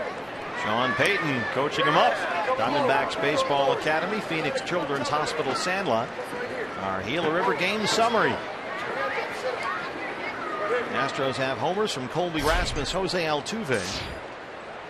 Correa the RBI sac fly. They lead it 3-0. Chris Owings leads it off.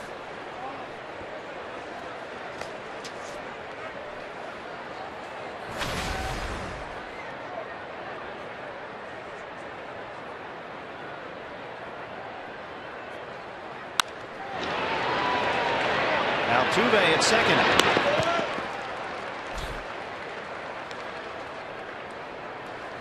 I want to pass along this note that we're just thrilled to be a part of as Major League Baseball Clubhouse Managers Association has announced the recipients of its 2015 Scholarship Award, honoring the memory of late 9-year-old bat boy Kaiser Carlisle.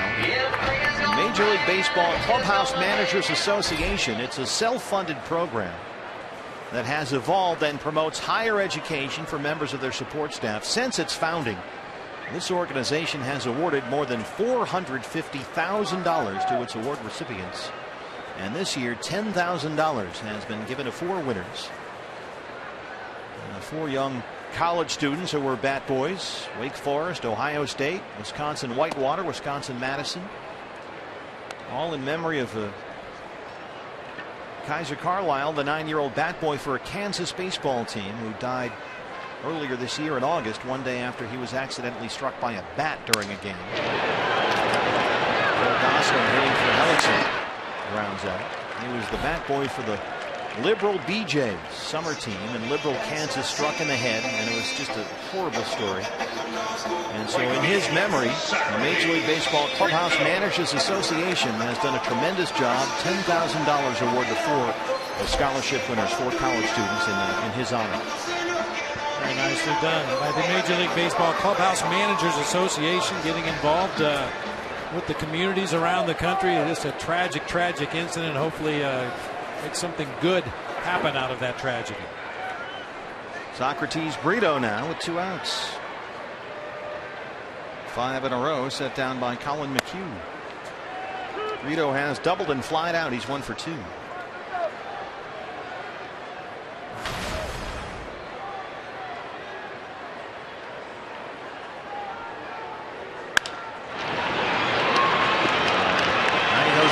Belt high hop for Altuve, but I'm not sure that works actually. 6 in a row set down by McHugh. He leads at 3-0.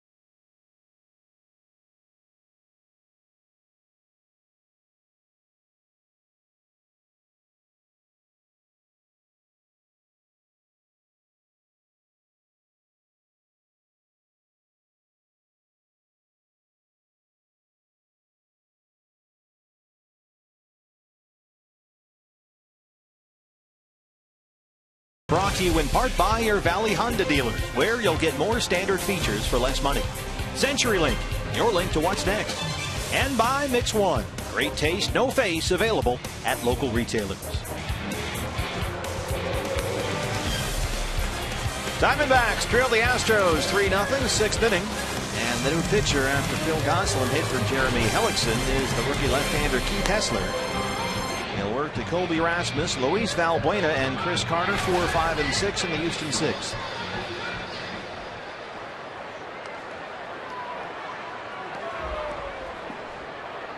We got the two lefties you mentioned, Rasmus and Valbuena, leading off the inning. Then the right-handed hitting Chris Carter, and then two more lefties at the bottom of the Astros order. So we'll see how long Hessler can stay in this ball game and face these lefties.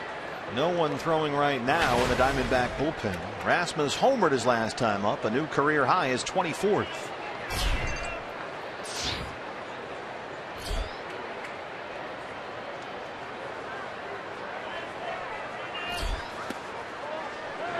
Yes, he went, Laz Diaz, 0-1. Colby Rasmus, once a first-round pick by the Cardinals 10 years ago, and Tony La Russa was in St. Louis. Hit 16 home runs as a rookie, 23 the following season before he was traded to Toronto. A couple of 20 home run seasons with the Blue Jays, and Rasmus has had consistent power over the last 4 years, including this one. He's hit 86 home runs. No question, he's a very talented offensive player. He occasionally will grate on his teammates in the clubhouse. At least that's the word on the street. You hear from past teammates. Didn't always get along great with everybody, but hey, it's not a requirement. It helps, but it's not necessary. Hitting home runs will smooth a lot of the waters. Sure will. He's here in Houston as a free agent, a 1-year, $8 million deal. He can become a free agent again after this year. He's still only 29.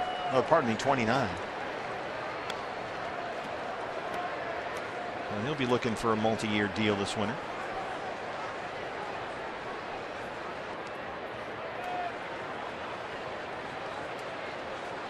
By the way, we forgot to mention while Phil Gosselin was up there, as Hessler makes a nice pitch, rings up Rasmus. I should apologize to Phil. Forgot to wish him a happy birthday. Gosselin is 27 years old today. As the bat went so quickly, didn't have time to get it in. Luis Valbuena.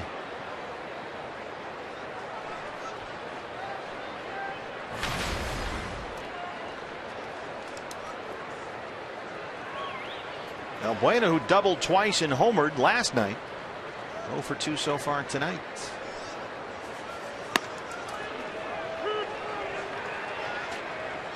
And he does not hit lefties, Luis Valbuena. This year he's only about $1.60 versus left-hand pitchers.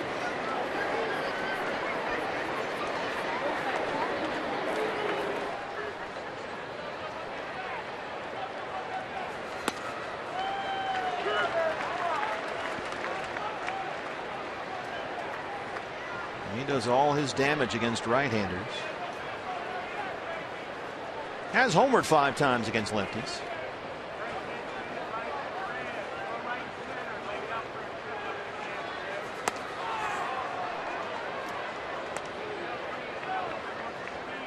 One and two.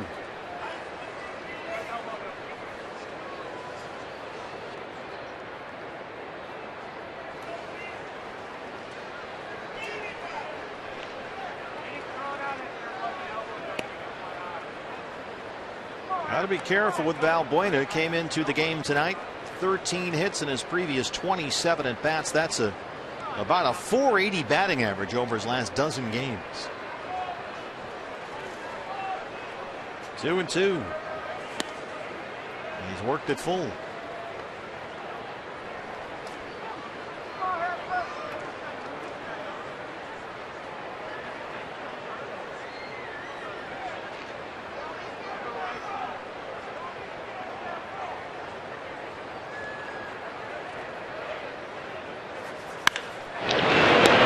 To Aaron Hill, 2 outs. Hey fans, we invite you to play Kachinko by signing up at one of the 20 interactive kiosks right here at Chase Field during any Diamondbacks regular season home game. Doesn't look like Chip Hale is going to give Keith Hessler the chance to throw to the right hand hitting Chris Carter. Wants to keep this a 3-0 ball game. A good job by Keith there. Got 2 outs. And it looks like Silvino Bracho is on his way in. Back in a moment.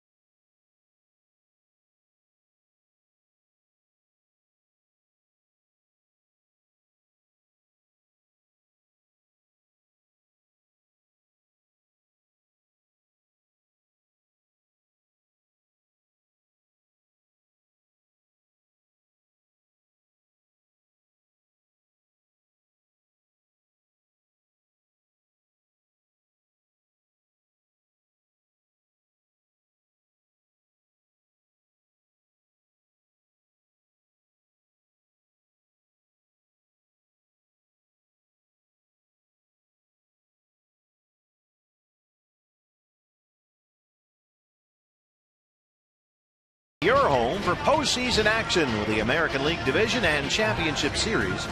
Don't miss a moment of the drama and the history. It all begins Thursday on FS1 and streaming live on Fox Sports Go.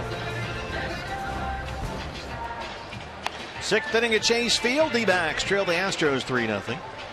And with 2 outs, on to face Chris Carter, rookie right-hander Silvino Bracho. Bracho got his first major league save here Thursday night to close out a series sweep of the Rockies. A 1.50 ERA in 12 appearances. That sneaky fastball from that funky delivery. Carter 2 for 2. He has doubled twice.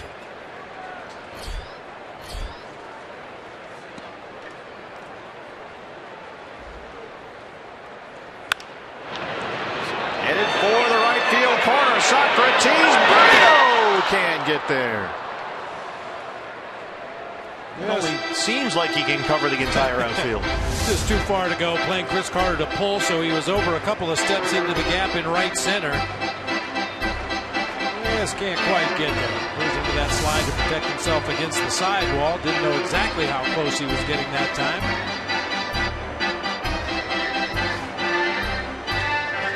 It's allowed strike 1 for Carter.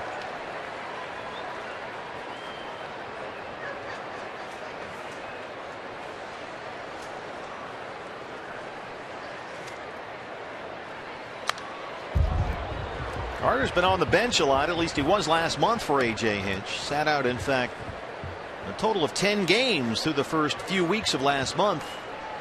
He was on the bench. Got one more shot to do something. And he has really been a big bat for A.J. Hinch down the stretch here. Last 13 games since he got back in the lineup. Carter has hit more than .340 with 6 homers and 12 RBIs. He's got 2 doubles here tonight. Hits that one high in the air along the right field line for Goldie. Foul ground. And the kids are all right. Keith Hessler and Silvino Bracho work a 1-2-3-6 Diamondbacks coming up.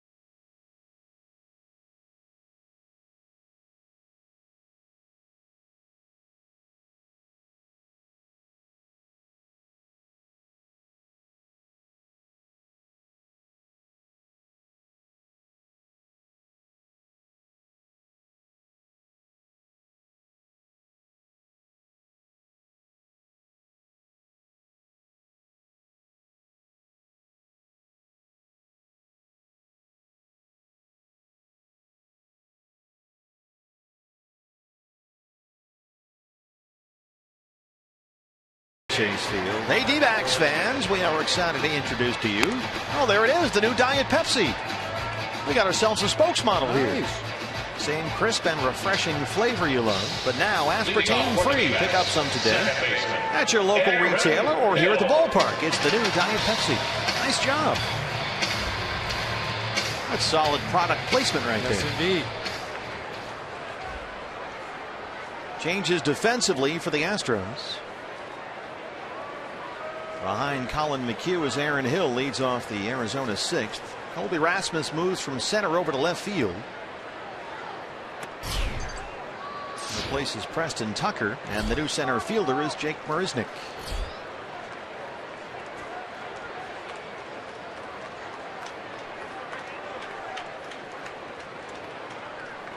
1-0 on Aaron Hill. He has struck out and flied out. Bounces this one to third. Valbuena. That's 7 straight set down by Colin McHugh. He's been tough on the Diamondbacks this year. In fact, he beat the D-backs in Houston August 2nd, went 7 innings. This was at Minute Maid Park. Gave up just 1 run, 8 hits, had 6 strikeouts. I remember that day had a real good cut fastball working against the right-handers in the D-backs lineup. Probably threw more fastballs in 3 innings of that game than he's thrown all night tonight. He's really used his breaking ball extensively here at Chase Field. Lots of fastballs down at Minute Maid. Trying to get something going. Diamondbacks still with only 3 hits, and A.J. Pollock tries to bunt for a single, but it rolls foul. Colin McHugh, in 2 seasons with Houston, has established a definitive pattern here. He is outstanding down the stretch of the year. This year, he's gone 9-2 in his last 13 starts, hasn't lost a game since August 20th. Last year, McHugh unbeaten in his final 10 starts of the year, and his ERA over that span was 1.77. So when it gets down to it, he is really, really good, and he certainly has been tonight. He had a nice record through his first 13 starts to begin the season this year. He was 6-3, but his ERA was over 5. He'd surrendered 12 home runs. He'd hit 7 batters, but has really, as you mentioned, settled in down the stretch. He's been big for them. That is laced foul right by Andy Green. A little shallow. Kathy Grant going to have to come in to play this one. Look at that range.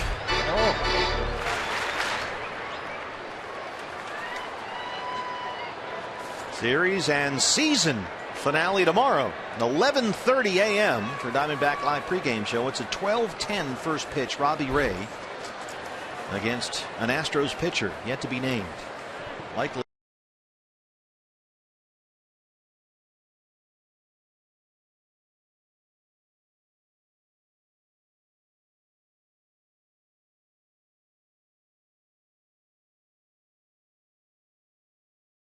The Astros, after the Angels came back to win in Texas earlier today, need a win tonight. Otherwise, the Rangers clinch the AL West, and Houston would then be tied with the Angels for the final wild card spot with 1 to go. You can see right now the Astros currently have that second AL wild card. The Angels only a half game back. And the Yankees still have not locked up home field. They are in the postseason. They're trying to lock up home field in the wild card game. Fair ball down the left field line. It's in the corner. It rolls away from Rasmus out there, but he picks it up in time to keep Pollock at second. That is double number 39 for A.J.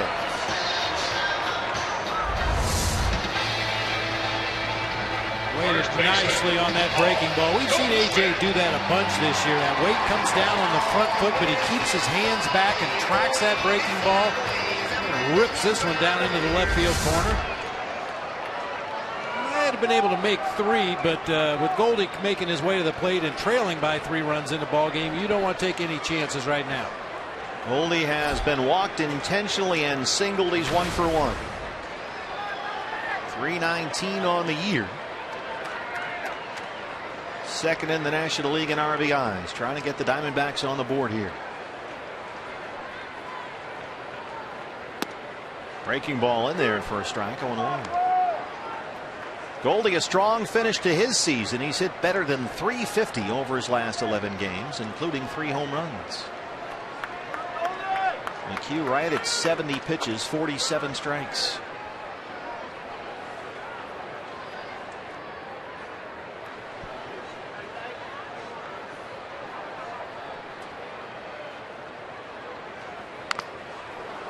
Oh, 2.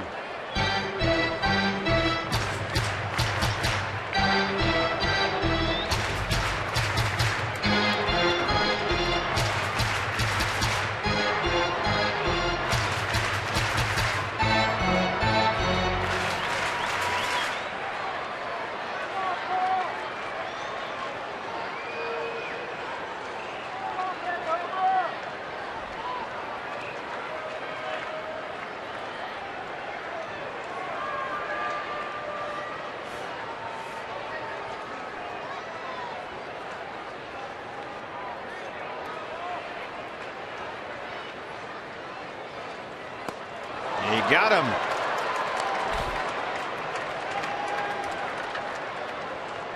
Strikeout number 6 for Colin McHugh. 2 down in the 6th. Boy, everything right around the strike zone there to Goldie. That's impressive.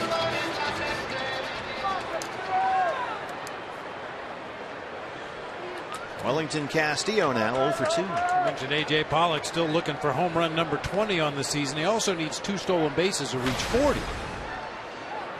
The situation normally would not call for him to attempt to steal third base with 2 outs in the inning. He's already in scoring position. As I mentioned, teams trailed by 3 runs.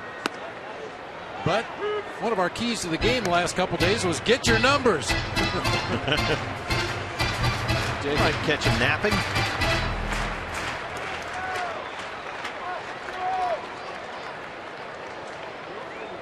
AJ 38 steals. He's only been caught 7 times.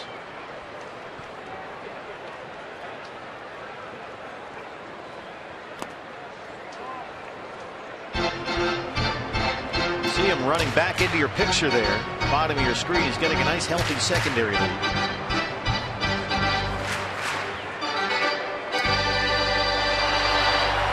Well, just watch everything Wellington Castillo does moves slower right now. He's played for 3 different teams this year. He's taken a beating behind the plate, done an outstanding job, but it's taken its toll. He's hitting just over 170 since the end of August. 0 for 2 so far tonight.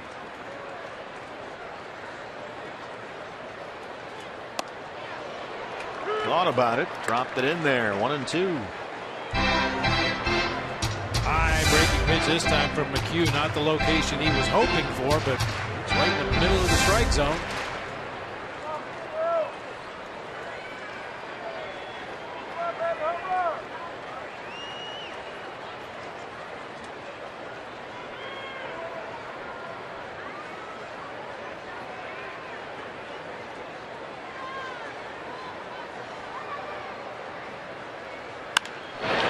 Base hit.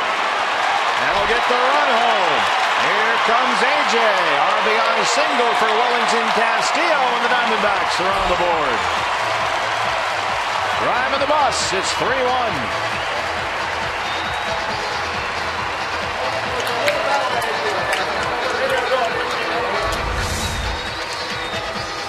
See enough of those breaking balls in the course of a ball game, and this is the 3rd at bat for Wellington against McHugh. He finally got a slider up over the plate and banged it into center field for an RBI base hit. Driving the bus. He probably feels like he's been run over by a bus right about now, physically. You can relate to that. Oh, yeah. Jake Lamb 0 for 2.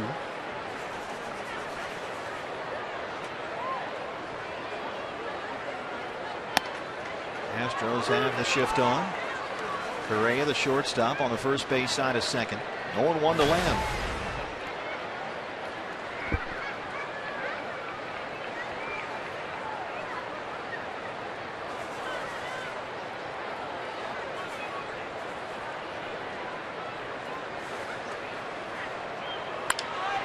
Oh, drop in there. There it is.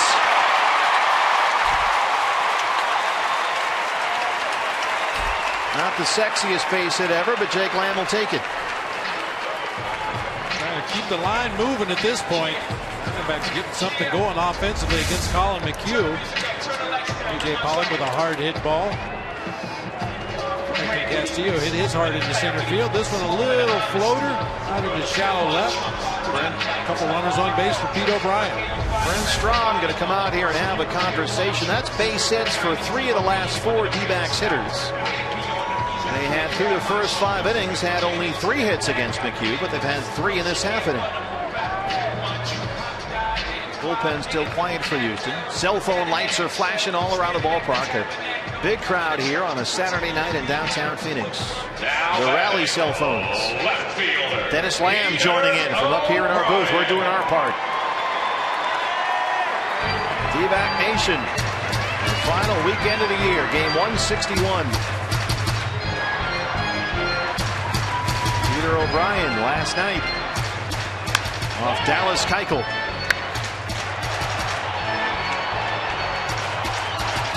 And O'Brien here tonight has really had trouble with that big curveball of Colin McHugh.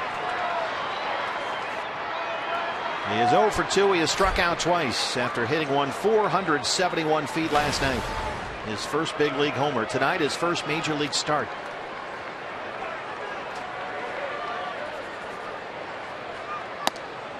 Check swing. It's in there. 0-1.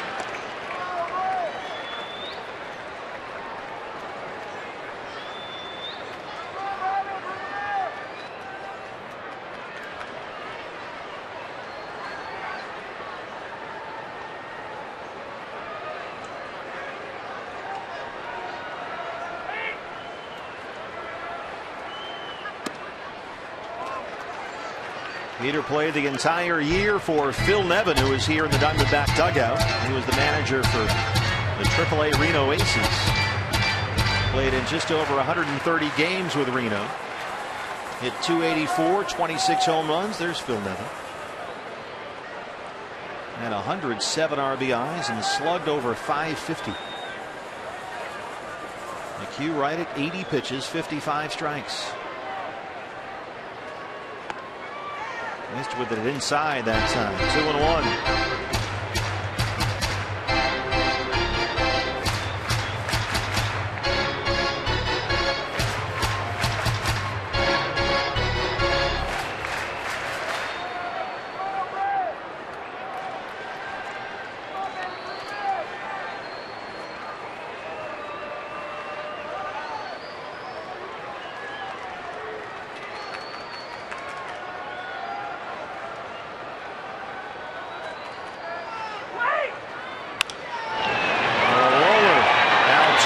From the shortstop spot. That's a 4-3 putout. O'Brien grounds out, and McHugh strands 2, but the Diamondbacks get 1. It's a 3-1 ball game through 6.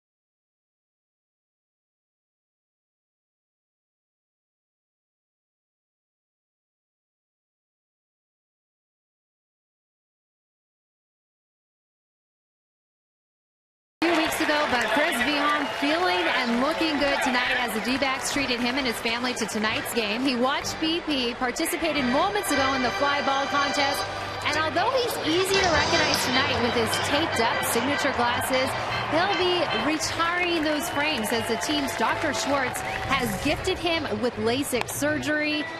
But he did promise me he will be putting those glasses proudly on display as a souvenir for years to come. And before he went out here for this contest, guys, he did have a chance to pick up some tips from David Peralta. It seemed like it paid off. David Peralta's #1 tip: remember to take the glove with you this time. If you remember back to that game he got hit with the foul ball, he left the glove in the trunk of his car. Boy.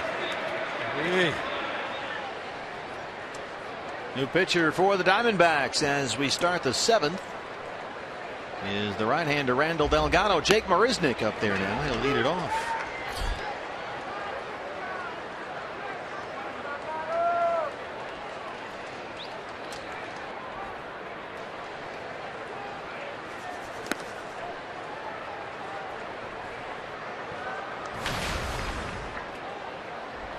Numbers on Randall: 62 appearances out of the bullpen. He's really done a good job back there. A 3.25 ERA. That is a fair ball in the left field corner. Jake Marisnick had a single and an RBI last night. 1 for 1 so far tonight.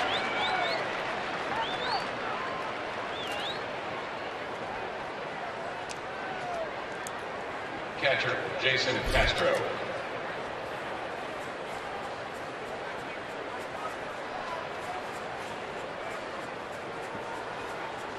Brings up the catcher, Jason Castro. Peter O'Brien's first major league start tonight. He's out there in left field.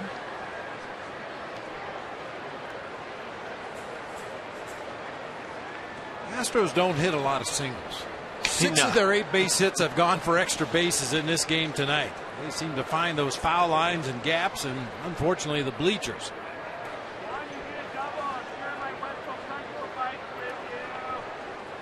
Castro 0 for 2. He is flied out and struck out.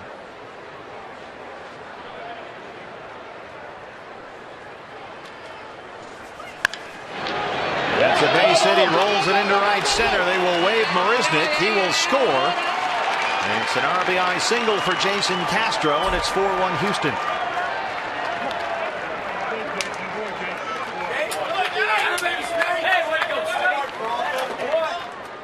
Pitcher, Colin McHugh.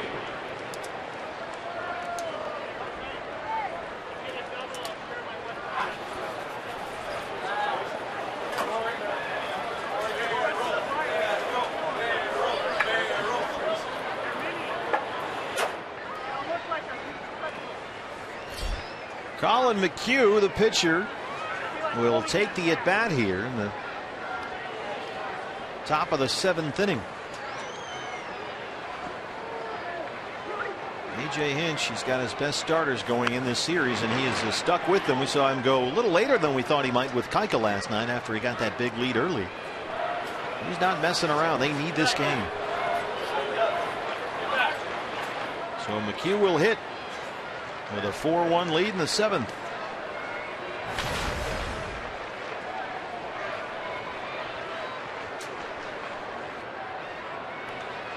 Jake Lamb halfway in at third. Goldie crashes from first. That's a foul ball.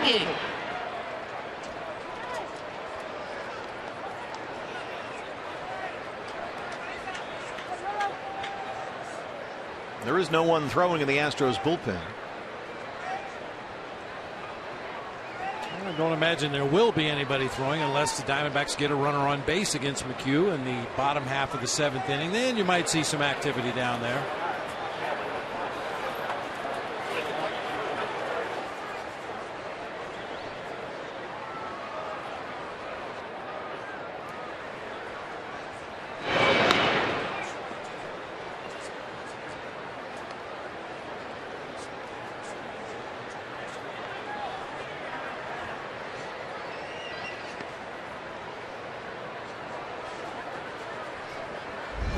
Back to Rocky Bridges. Yeah, just bunt.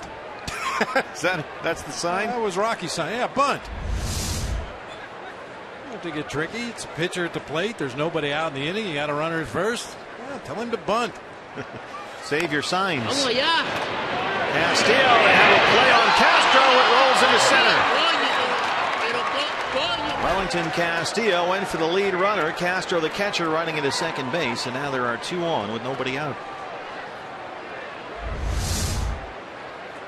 Oh, bunted right out in front of home plate. Castillo, rather. I think that's the right choice, trying to get that lead runner at second base. His throw tailed back toward the runner a little bit. Chris Owings really short-armed that throw down there at second base. Wasn't a great throw, but even a better effort than that. DePail out to the mound now. Got the top of the order coming up. Jose Altuve, George Springer.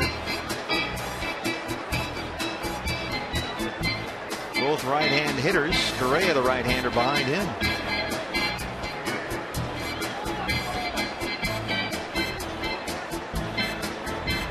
It looks like it's Delgado's ball game until you get to the 4-hole, the cleanup spot for the Astros. Then you've got the left-hand hitting Colby Rasmus up. Matt Reynolds has started throwing in the Sanderson Ford bullpen.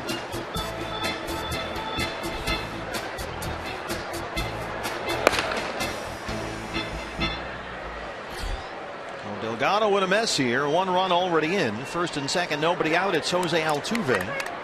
He was 2 for 3. He's doubled and homered.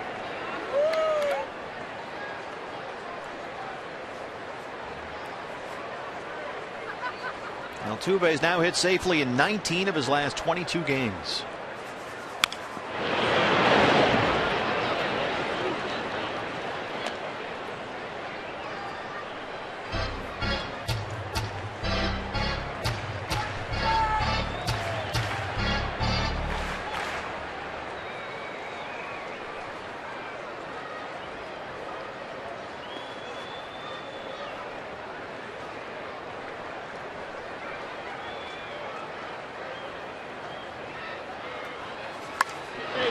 Reaches down and pokes it into the seats.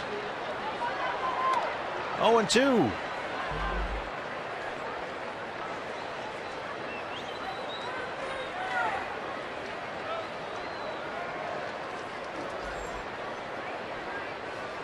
And his 15th home run of the season, his last time up.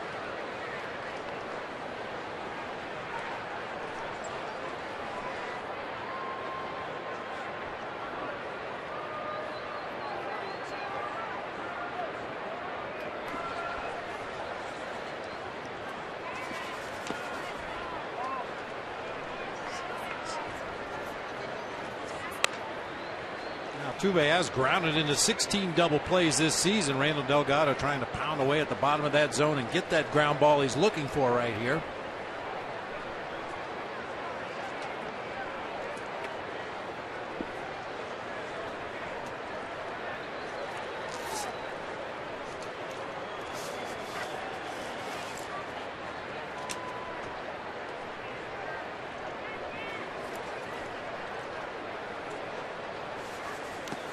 Nice block by Welly. 2-2. To lead Altuve out of the zone that time. We've talked about it throughout the first 2 games of this series. He's a very aggressive swinger. Doesn't like to walk. Wants to put that ball in play. That time Randall tried to lead him out of the zone with a slider in the dirt.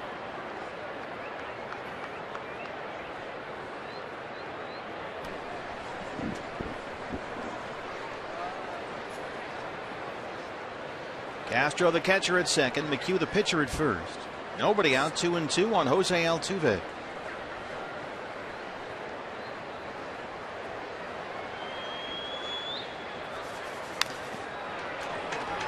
Oh, Wellington Castillo. He doesn't even feel him anymore. He's just numb. Can't feel anything anymore. Oh. Kind of rattled around there. Yeah, Wellington Castillo will probably wake up maybe Monday or Tuesday, Wednesday morning, start counting. There's 3 bruises on the inside of my right thigh, 2 on the inside of my left thigh. I've got 1 on my right shoulder, 1 on my left forearm. They'll all go away eventually, but yeah, they're merit badges for a catcher this time of year.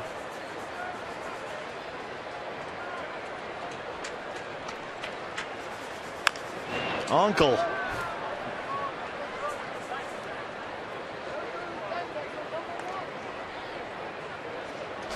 Well, Altuve's limping around.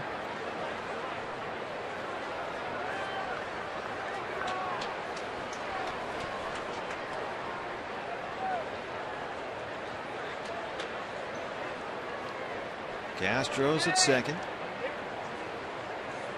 Colin McHugh at first. Another 2-2 pitch coming up.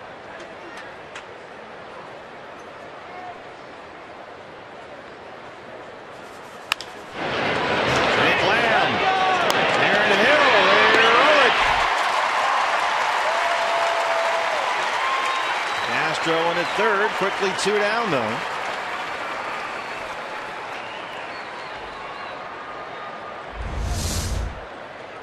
Jake Lamb a couple steps to his left. Right fielder George Springer. A low feed that time to Aaron Hill. You know, sometimes depending on who that runner is at first base, that second baseman prefers to have the feed either be up around shoulder high or down around knee high. You get an aggressive runner at first base that you know is going to try to break up a double play. Most second basemen want a low throw so they can give that runner a low bridge. Throw that ball underhanded, make him get down into his slide early. George Springer 2 for 3.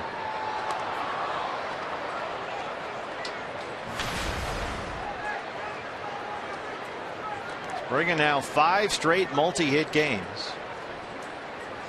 Hitting better than .320 over his last 20.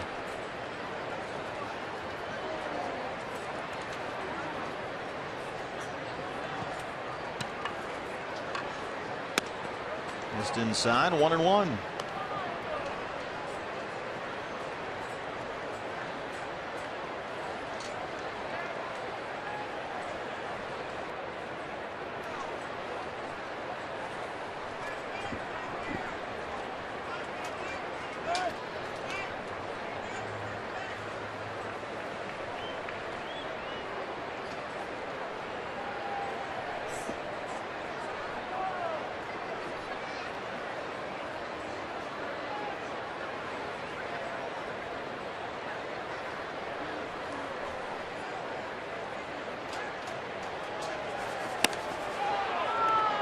Two balls and a strike.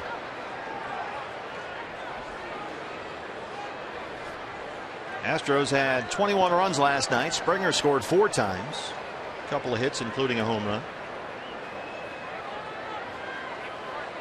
There's Trey Hillman, the bench coach, on the right. A.J. Hinch, the skipper. Big cut from Springer that time. It's 2-2.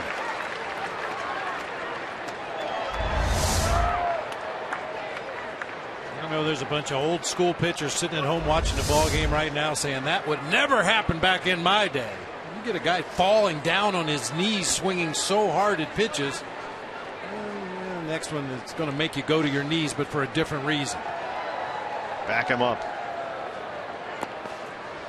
Won't bite on that one down and away, and it's full 3-2. Delgado trying to strand that runner at third. Castro with 2 outs. Keep it a 4-1 ball game here. D-backs in the home half will have Owens the pitcher spot, then Brito 8, 9, and 1.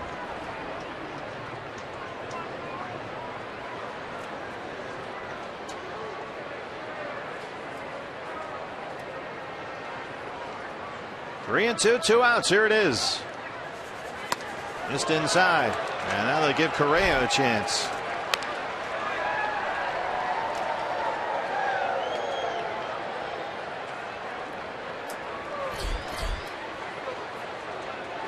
Shortstop, Carlos Correa. Diamondback Live postgame show follows our ball game here on Fox Sports Arizona. Correa, who's been a D-back killer this year, does not have a hit tonight. He still has an RBI. Drove in the game's first run with a sac fly, but he has grounded out and struck out. 0 for 2. Castro at third, Springer at first, 2 down.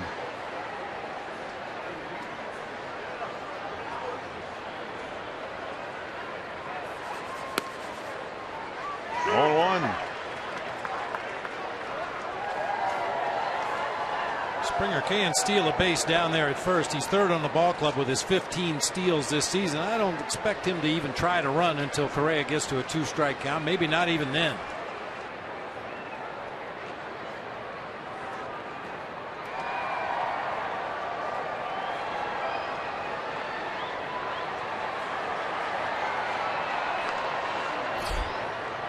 Carlos Correa, a special player, will be for a long time, but as a rookie, at least the numbers are something of a Minute Maid Park creation. A big right-hand bat, a good fit for that ballpark. Nearly 320 at home this year, but under 250 on the road. Now, he can homer at any ballpark.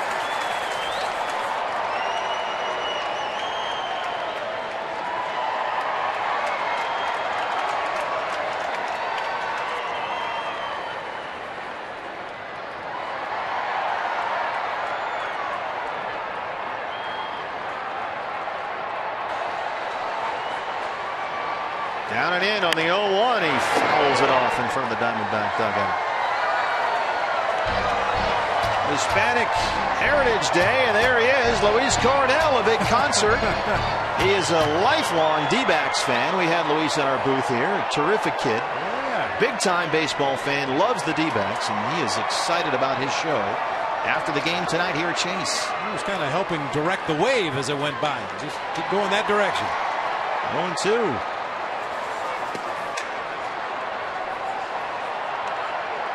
Well, he's used to those screams and the cheers, you know. Kind of like you when you were playing. Yeah, a lot like that. Thousands of adoring fans.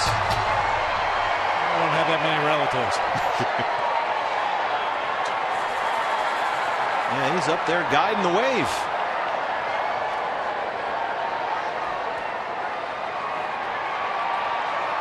Big outs again here for Delgado. 1-2 on Correa. 2 on, 2 out. Springer takes off. There is no throw from Castillo, and that's a stolen base for Springer, his 16th.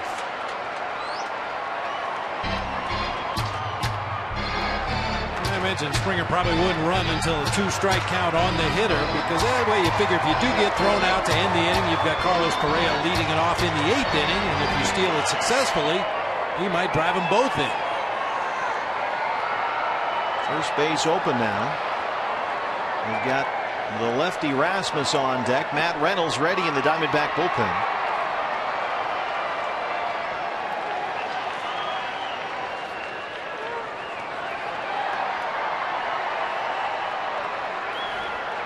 Two and two.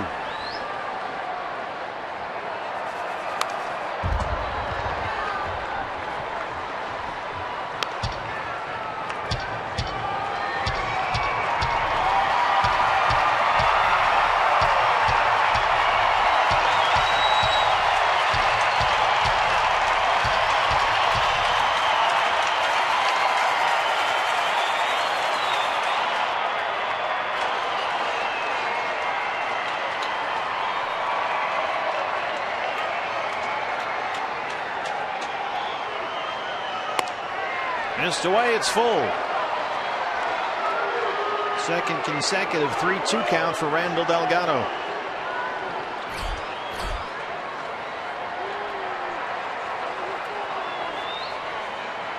Three balls, 2 strikes, 2 outs. Castro at third, Springer at second. A run already in for the Astros.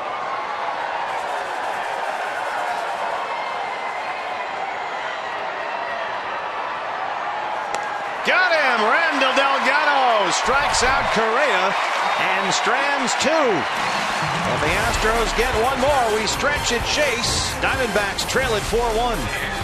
Here's what's next, brought to you by CenturyLink. Socrates Brito coming up. Home half of the 7th on the way from Chase.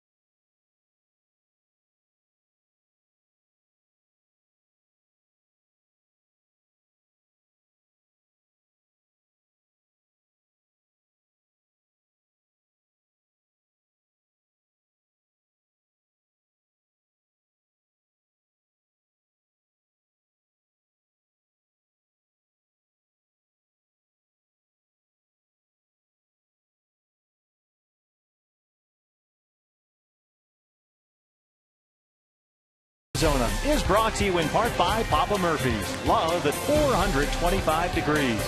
And by Phoenix International Raceway. Join PIR on November 15th for NASCAR. Visit us at phoenixraceway.com and get your tickets now.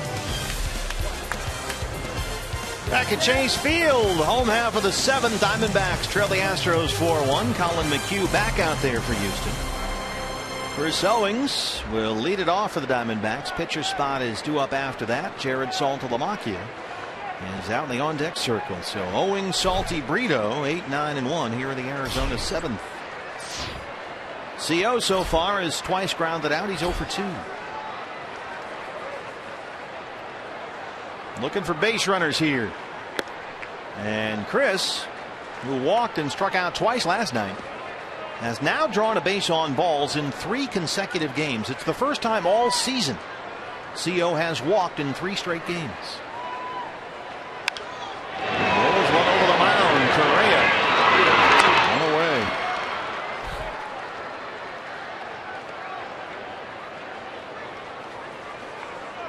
Now Salty will be recalled. No base runner for him to try and drive in, so Brandon Drury will take the at-bat instead.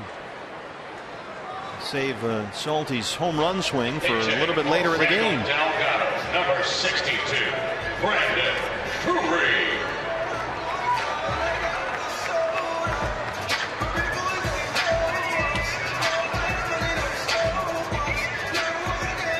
Brandon Drury, 0 for 4 last night.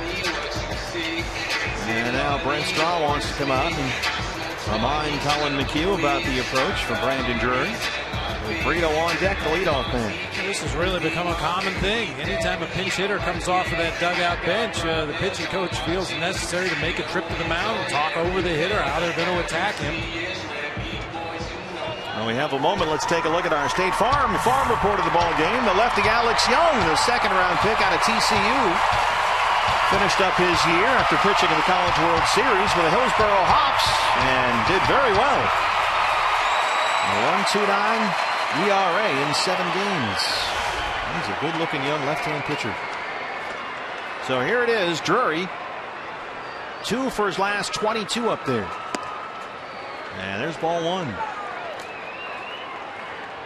Brandon at 218, he's got 2 homers.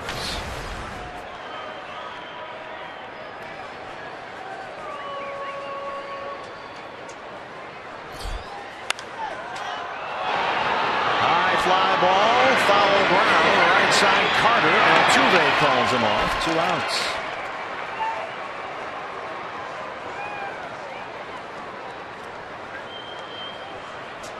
Right fielder, Socrates. There's Socrates Brito.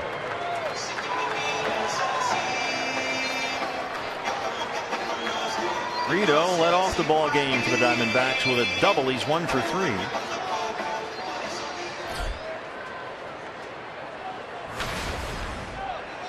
Getting the start tonight in right field.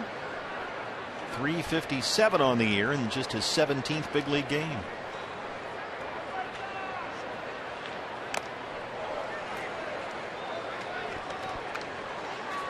Starting to get some action down there in the Houston bullpen. A left-hander and a right-hander throwing for the Diamondbacks.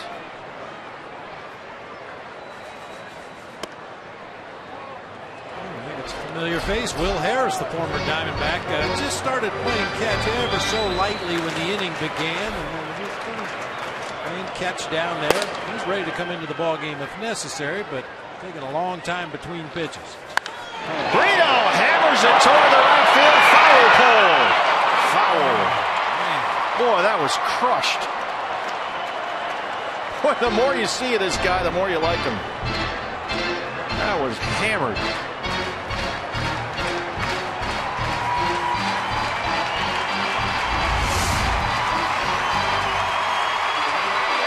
Boy, he's quick inside.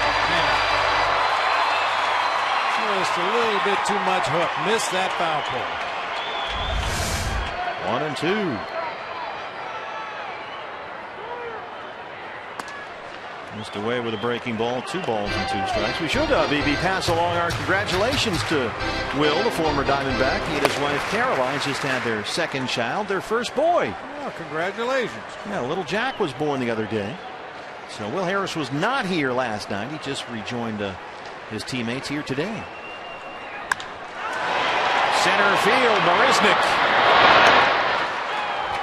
Colin McHugh is through 7 with a 4-1 lead.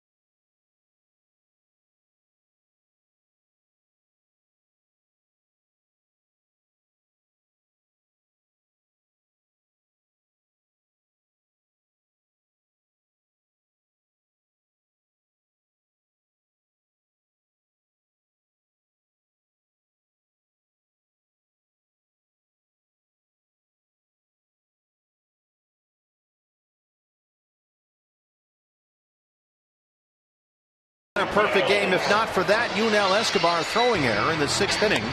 He no-hit the Mets at Citi Field in New York. It's our Chaz Roberts air conditioning cool play of the game. 17 strikeouts. Good for him. You know, that's the thing I like about Max Scherzer. He doesn't try to act cool like, I do it all the time. You know, he gets excited, jumping up and down, high-fiving his teammates. Of course, he would have had a perfect game earlier this year against the Pirates, but remember, I think it was Tabata leaned in and it just caught an elbow. Yep. And that made it a no-hitter and not a perfect game. If not for the Escobar throwing error, today would have been a perfect game as well. Matt Reynolds is on to open up the 8th inning. He'll work to the left-hand hitting Colby Rasmus. Diamondbacks have the shift on here.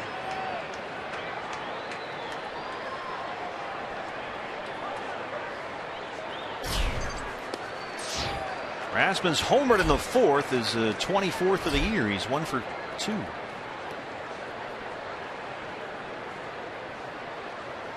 He homered in last night's ball game as well.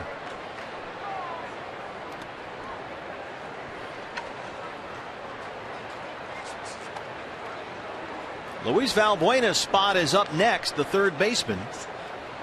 But Jed Lowry has come off the bench and he's out there in the on-deck circle. I've noticed Colby Rasmus, look at his bottom hand, how lightly he grips that bat up in his fingertips almost. It looks a little bit like Goldie from the left side of the plate. Goldie holds the bat very loosely with his bottom hand, which would be Goldie's left hand. And obviously Rasmus being a left-handed hitter, it's his right hand that he has the very loose grip on the bat as he's just standing there. Well, he hits it like Goldie, deep to right center field. And it's in the pool. Colby Rasmus, his 2nd home run tonight, his 25th of the year. He has homered now 3 times in the series, and it's 5-1 Houston.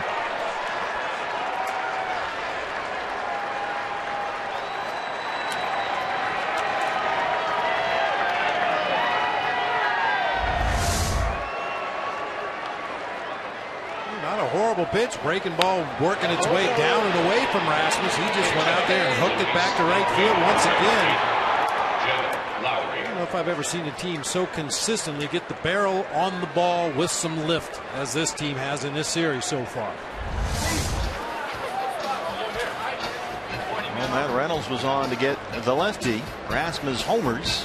And that's it for Matt. It's 5-1 Houston.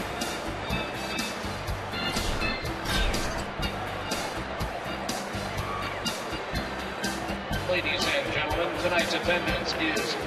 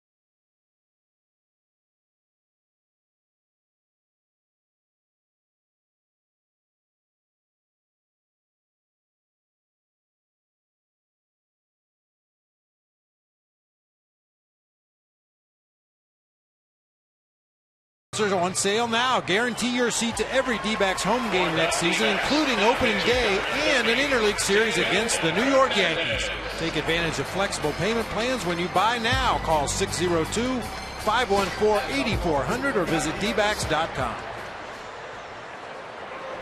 8th inning. Diamondbacks trail at 5-1. New pitcher for Arizona, the right-hander David Hernandez. Luis Valbuena, the scheduled hitter, will be Jed Lowry instead. Lowry, the switch hitter, batting from the left-hand side. And he is stuck in a 1-for-20 right now, Jed Lowry, at .225 on the year.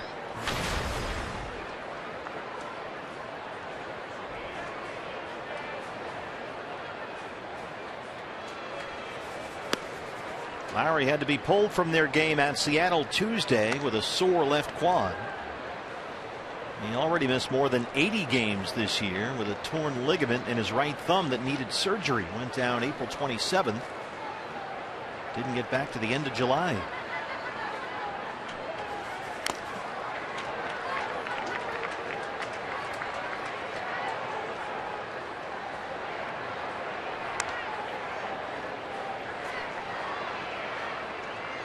Astros, who had Jed Lowry before, brought him back. Signed last December as a free agent. He got a $23 million deal for 3 years.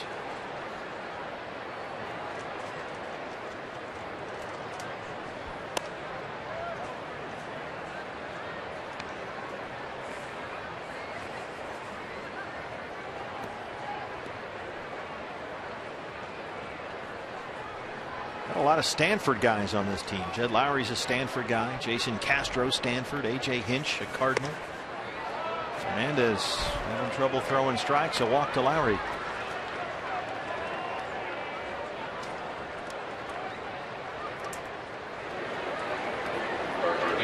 Luis Coronel will perform right after the ball game here tonight. A lot of fans. Hispanic Heritage Day. And Luis, a big D-backs fan. Got all his D-backs gear on. He's been fired up about this concert for months now.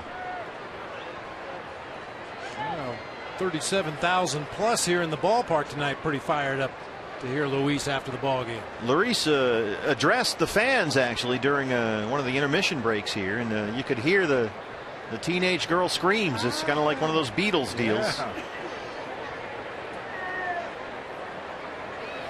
He's got a lot of fans here. Chris Carter, 2 for 3. He's doubled twice.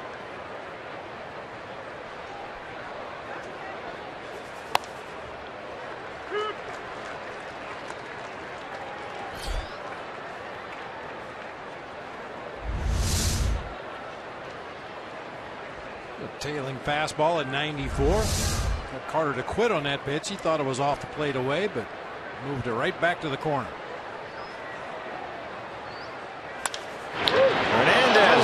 it down. He'll recover in time to get one.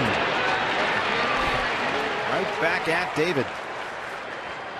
And Lowry moves into second. That's the first out. That's too bad he couldn't handle it cleanly. Looked like a potential double play ball. Got the glove up there to kind of protect himself, but looked like the ball hit him on the right arm. Somewhere. Taking a little time to regroup right here. Pitchers get fooled all the time on comebackers to the mound because you have to assume it's hit hard. Be ready to protect yourself, and when the ball's not hit hard, sometimes you overreact. You see more than is really there. That's a little one hopper back to the mound, kind of looking away, expecting bad contact, and it wasn't really hit as hard as David thought, able to still get the out at first base. Jake Marisnick is the hitter. Doubled and scored his only at bat. Came into the ball game to replace Preston Tucker. Lowry at second, one out.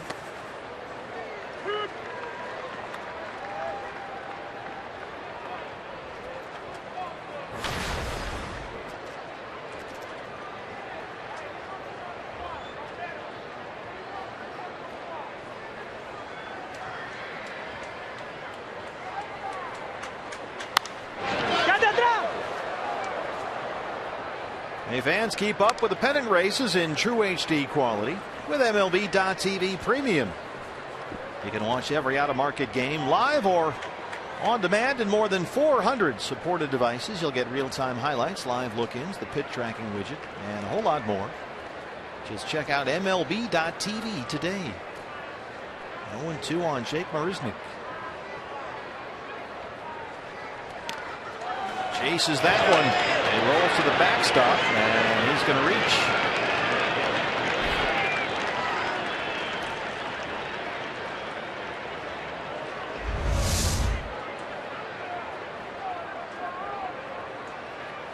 Catcher, Jason Castro.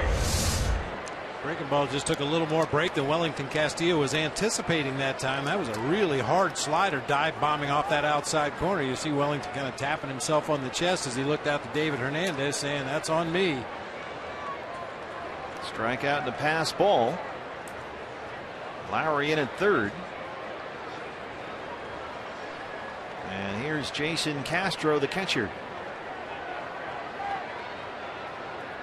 An RBI single in his last at bat. He's 1 for 3.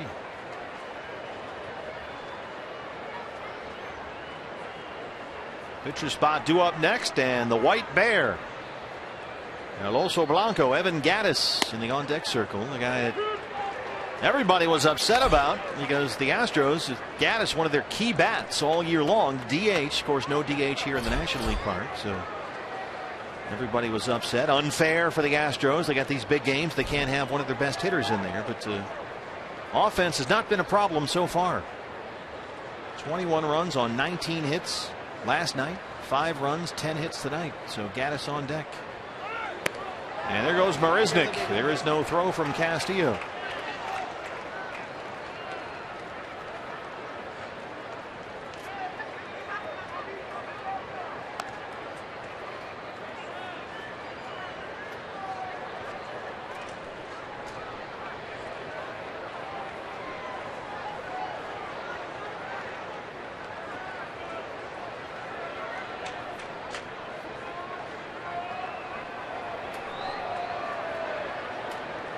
Andy Green moving his infielders around. Wants Aaron Hill closer to the second base bag. Infield will come in now. 1-2. Dr. Ed Lewis, who runs the analytics department, comes up with the plans with his staff, and Andy Green, the third base coach, when the Diamondbacks are in the field defensively, is responsible for positioning the defenders in the infield. Dave McKay does a lot of the work with the outfielders.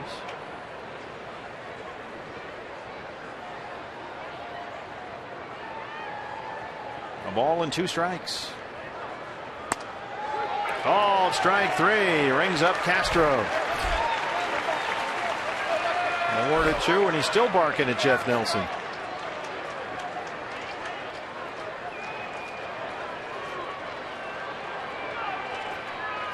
I'm not sure what Castro could possibly be complaining about right there. It looked like it was center cut. Well, he moves inside, but once again, that ball tails right back over the corner. Actually caught some of the white part of the plate that time. Mike Harkey going over the plan of attack for a very dangerous hitter, Evan Gattis. Leads the Astros in home runs and RBIs, and he will hit for Colin McHugh, whose night will end right here. McHugh worked 7 innings, gave up just 1 run on 6 hits. Walked 1, it was intentional, had 6 strikeouts. And Gattis has been announced. He has been crushing the ball lately. 246 for the season. He's got 27 home runs.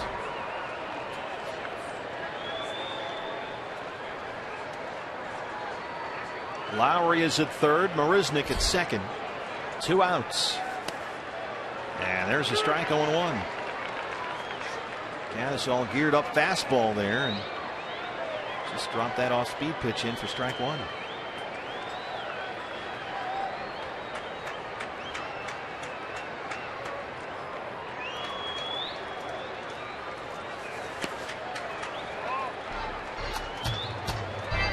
Well, clearly Mike Harkey went out and said, don't throw him fastball. Yeah. You just can't look at Evan Gattis and not think of Johnny Gomes. You know, physically very similar. Both very aggressive right-handed hitters with some pop in the bat. A little unorthodox in their approach at the plate, but both get great results. Just up like a lumberjack up there. Yeah. Bare hands, no sleeves, high socks. I'm a lumberjack and I'm okay. This guy can swing the lumber, that's for sure. Last 19 games he's hitting over 300 with 5 homers.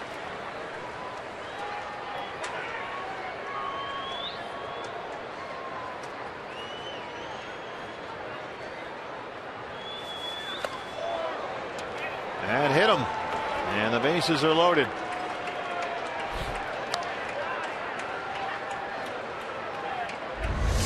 Breaking ball got away from David that time. Gattis is one of those guys, when he does get hit by a pitch, he tries to talk his way into staying at the plate. That's all right. Never mind. I don't want the hit by pitch. Sure, the Astros would rather have him swing the bat as well, but he's aboard now, so they're loaded with 2 outs for Jose Altuve. Altuve 2 for 4, a double and a home run. He has scored twice.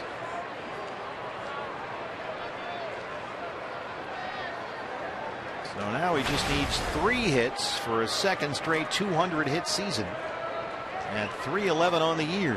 The home run was his 15th.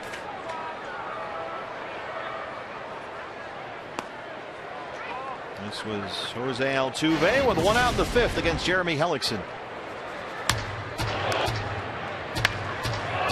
I read a great column for Altuve the other day, watching the way he just swung the bat there and drilled that ball. He's got real power. He's a lot like Dustin Pedroia that way.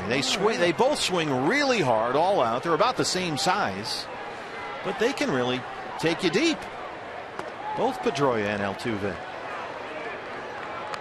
One thing about this entire Astros offense, we've heard the term a lot this year, let the ball get deep. As a hitter, I want to let the ball get deep, get a good look at it. Astros don't want the ball to get deep. They want to catch it out in front of home plate. They want to be out there and hooking that ball to their pull field, if at all possible, with some lift. Now, is there a reason why one team may want to do that and not let the ball travel deep? I think it's just the approach. You know, we've talked about the Astros and the Blue Jays and the Cubs, some of these teams that they don't care if the guy strikes out 150, 160 times a year, as long as you hit the ball in the seats 30 times. And in order to hit the ball in the seats, you got to catch it out there in front of home plate just a little bit, especially for the pull hitters. You know, guys that try to hit for a higher average and use the whole field, now they're the kind of hitters that would let the ball get deep. That hit Altuve, and a run is in. It's 6-1 Houston. And it looks like it got him on the right hand. Oh, pardon me, the left hand. They're going to come out and have a look. Although now the umpires are going to get together. Laz Diaz coming in from third. Oh, didn't I it? think it hit the knob of the bat. It hit Jeff Nelson. Boy, I tell you what, the trainer's putting on a good show down there. Jeff Nelson behind the plate was the one that took the brunt of it. It had clearly caromed off either the bat or the hand of Altuve. Now Chip Hale wants a word with Laz Diaz and Jeff Nelson. And I think they're going to put the headsets on here. Hit by pitch is subject to review. And the headsets are coming on. Does it hit the bat handle or the hand? Ladies and gentlemen, the previous play is under official video replay review. It looked like just a glancing blow off the knob of the bat right there. I don't know. He reacts as if he got hit with that pitch. Certainly didn't look like it.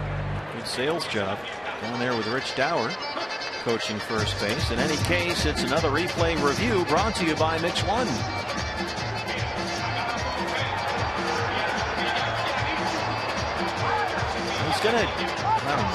It's going to be tough to get definitive evidence. The ball's moving so quickly. Even with review, it's hard to tell. Yeah, and Altuve is one of those guys that has the left hand right down near the knob of the bat, so he could have clipped a little bit of his left hand there.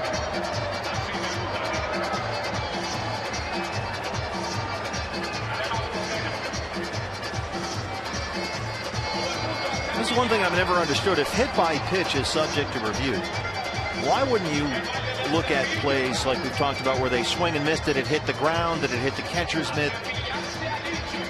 In a way, it's kind of the same thing. Well, we just want to get some of the calls right, but not all of them. Here's one more look. We've got this technology, and granted, it's a work in progress. We've talked about that, but I think it obviously, if you look at the results of the replay reviews, it's needed. It's highly needed. And there are other situations where it could be very beneficial to the game and help the umpires out of some tough situations. So I think moving forward, you will see some of the calls like you were talking about become eligible for review. I tell you what, Jeff Nelson deserves some kind of award here. Watch as we take another look. Headset's coming off. And he gets first base, so it is hit by a pitch. He's down, he's in pain, but he's a plate umpire, he's a crew chief, wincing in agony, and yet there's the signal. Call on the field stands. So the run comes in at 6-1 Astros.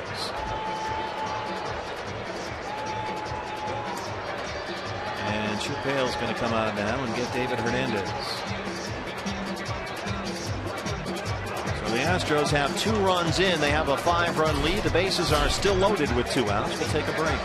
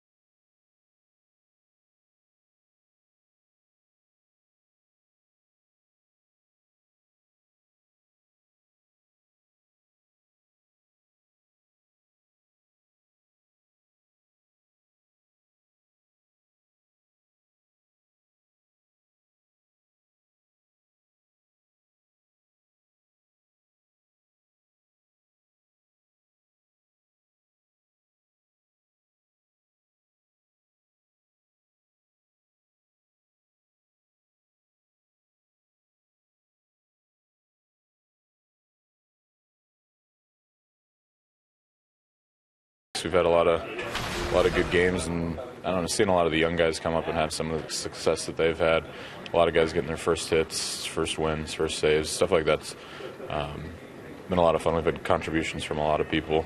And just the general day-to-day stuff. We have a great clubhouse, so it's fun being in here and just being with the guys. Josh Colemencher reflecting on some of the highs this season and things he's enjoyed being a part of this clubhouse, really echoing a lot of thoughts. Many of the players have told me that, yes, they wish the record reflected a little different, but really overall, no regrets for this team. Very few regrets. They're very happy with how they've been able to go out there, put up a battle every day, and there's been some exciting individual accomplishments, and now they're just hoping to build on the team accomplishments for an even stronger 2016. A few regrets, but then again, too few to mention, as someone once said. Josh Colemencher inherits a bases loaded mess here. George Springer, the batter, 2 outs, bases full. Springer has singled twice and walked.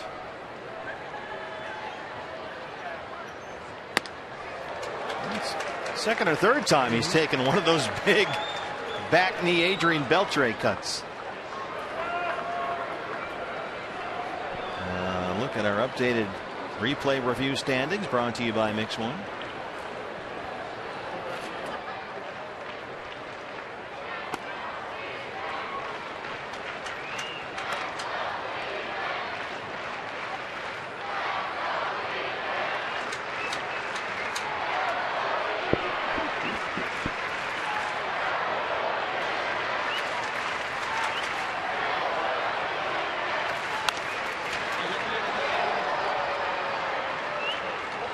Well, Bob, the Diamondbacks in this series are finding out something we learned when they played the Cardinals recently, when they played the Cubs recently, and now the Astros.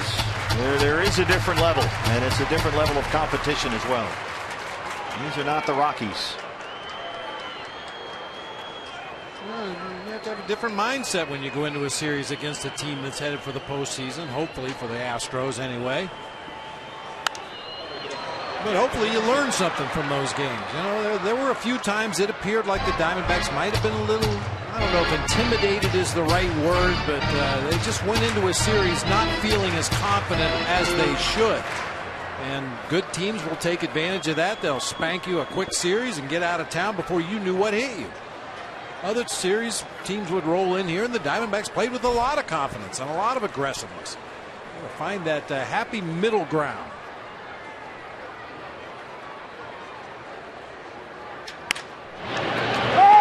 That's a foul ball. When you look back at this season, you'll circle August and early September. In fact, August 23rd, that's when the Diamondbacks finished that long road trip by sweeping 4 at Cincinnati. Came back here to Chase Field, over 500 at 62 and 61. At that point, they were only 5 back of the Dodgers in the West. But then they proceeded to drop 15 of their next 21. And they went from 5 back to 14 and a half back before you could blink. And Chip said even we blew our shot when we came home from the Cincinnati series. They had a nice little run going and sort of lost the mojo after that, he said. Josh Colemencher retires Springer to leave him loaded, but the Astros get 2. They lead it 6-1.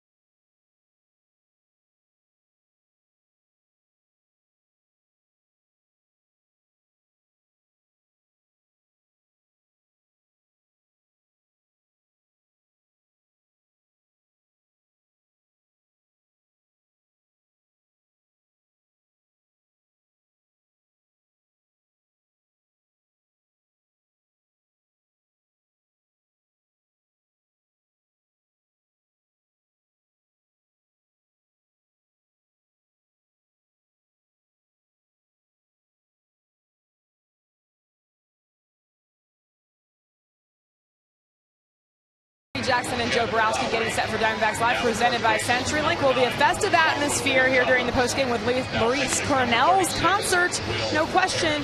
For the Diamondbacks, though, Joe, they were looking to break through. Dallas Keuchel was tough last night, and Colin McHugh was no easier this evening.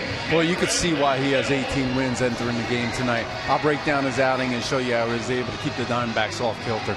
All right, we'll look at the matchup here and also what it means, of course, for the Astros heading into the final game of the season. Guys? All right, guys, thanks. We'll look forward to that after the ball game. New pitcher for the Astros here as we start the bottom of the 8th inning. It's former Diamondback Will Harris, who's had a wonderful year with Houston. 67 appearances, a 1.80 ERA. Aaron Hill leads it off.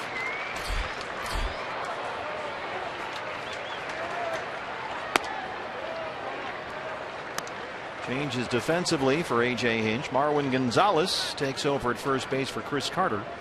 He'll bat 9th. Jed Lowry stays in the game. He takes over at 3rd for Valbuena.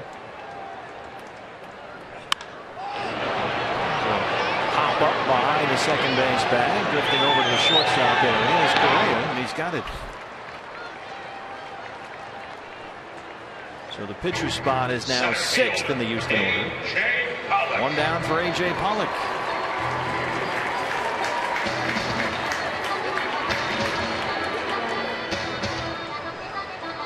A.J. doubled and scored his last time up, 1 for 3. Shift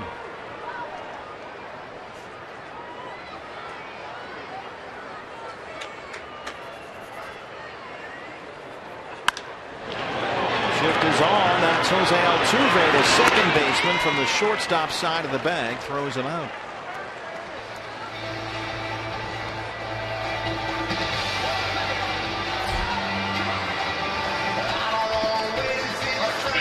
Here's Goldie.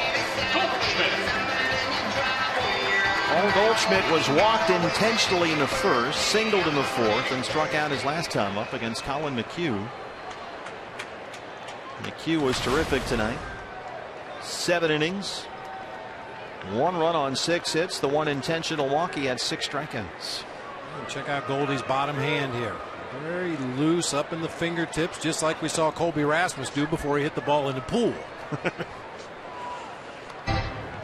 I'm not sure if that's a specific hitting philosophy that a particular hitting coach espouses and these two guys jumped on the bandwagon, or just something that's evolved over time with their swing.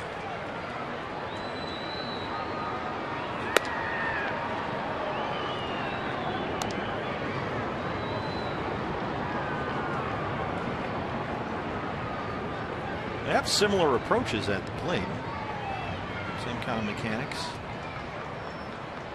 One from the right hand side, the other from the left. 2-0 to Goldie.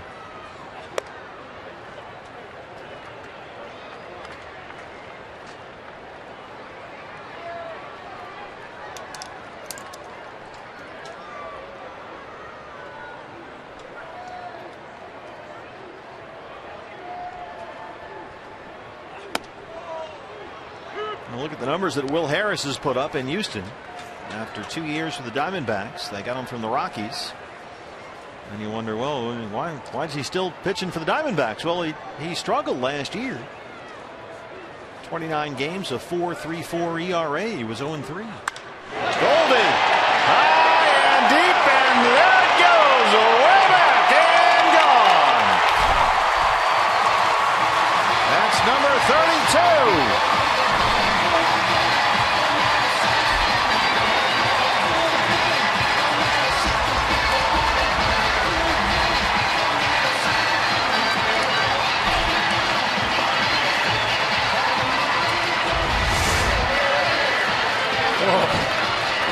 Belt high cutter, middle of the plate. Oh man, did that ball get crushed. Every hitter in the major leagues now is loosening that bottom hand. That bottom hand. First Rasmus and now Goldschmidt. That was launched. 6-2 ball game now. Wellington Castillo.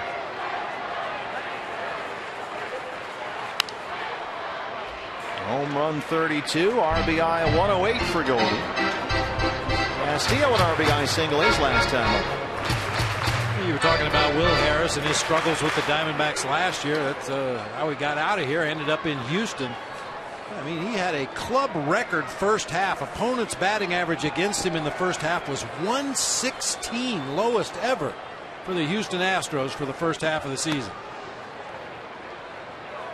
He looks like the same guy. Cutter, curveball combination. Really relies a lot on that cut fastball.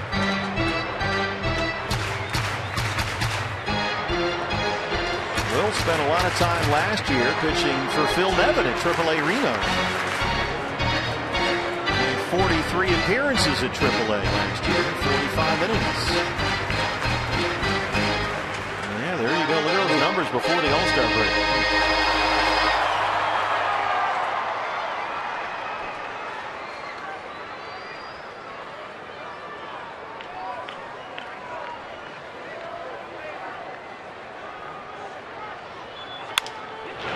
Altuve again with the shift on from the shortstop side of the second base bag. And we'll go to the ninth, but Goldie gets number 32 on the year. Diamondbacks down 6-2.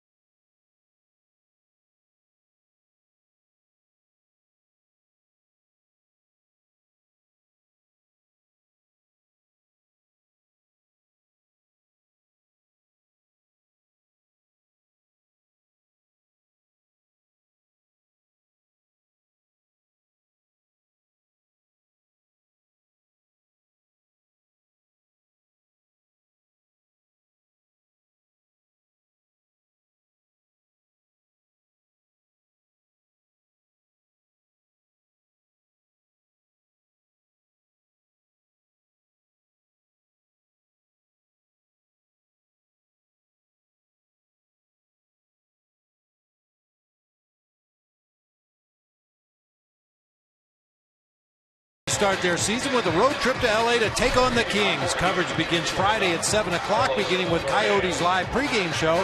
Hockey on Fox Sports Arizona is served up by DQ, the home of fan food, not fast food. It'll be good to have the Coyotes back. Get that fired up. Look at the way Goldie's finishing up his season. And the idea that he was in a slump or pressing or whatever we were talking about in August seems a little silly now. Last 12 games, he's got 4 home runs, hitting over 350 during that span. Carlos Correa will lead off the ninth against Josh Clemente.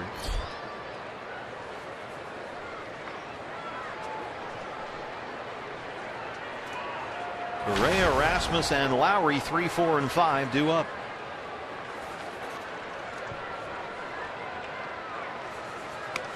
Big win tonight, BB, for the ASU folks. Oh, yeah. Sun Devils went to UCLA, and they got a win. Big win on the road in the Pac-12. That'll probably knock UCLA right out of the top 10. Weren't they 9th, I believe, going into the game tonight, UCLA?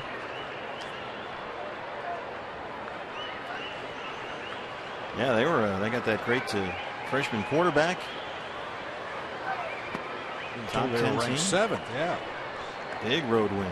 Those big conference road wins turns everything around in a hurry.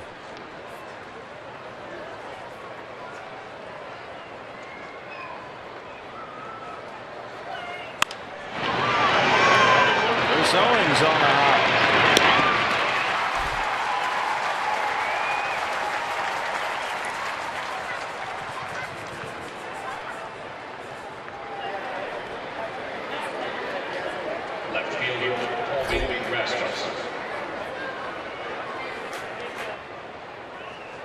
Colby Rasmus. 2 for 3. He's homered twice.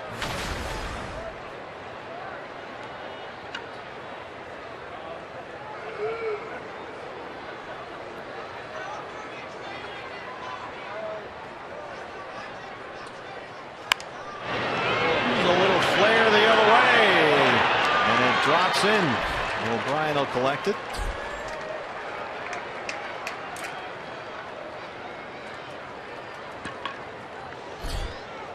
$11:30 tomorrow. Game 162. Diamondback Live pregame show. First pitch 12:10. Robbie Ray will go for the D-backs. Astros have yet to name their starting pitcher. Likely either McCullers or Fires.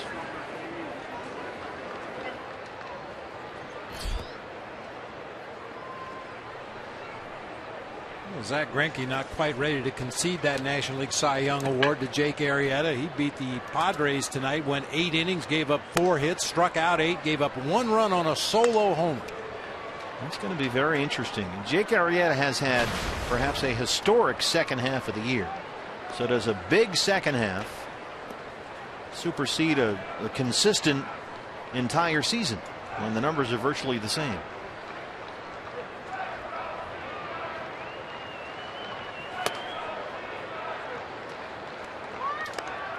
Greinke now 19-3 on the season with a 1.66 ERA.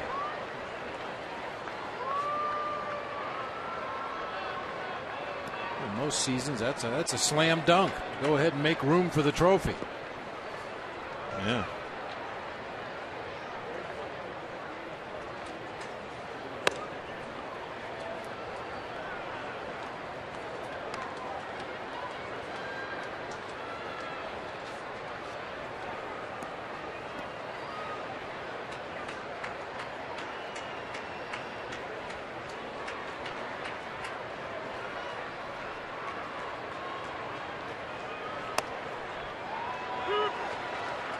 Three-0 is in there first strike.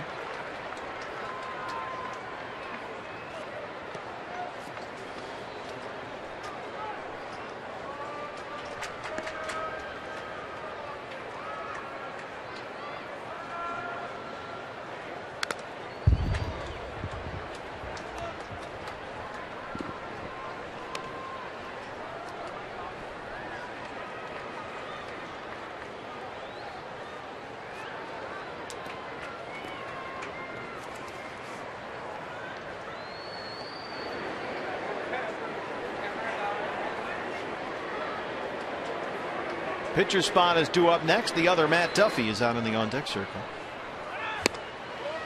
Rasmus takes off, but that's ball 4.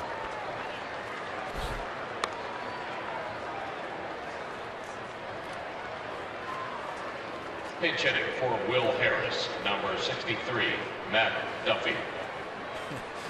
He'll probably be known that way throughout most of his career, unless he jumps up and does what the real Matt Duffy did. That's worse, isn't it? Yeah, I don't know what's worse, but yeah, it's just odd to have 2 players with the same name, both getting their career started here at the major league level. Pinch hitting for Will Harris, the fake Matt Duffy. Wait a minute.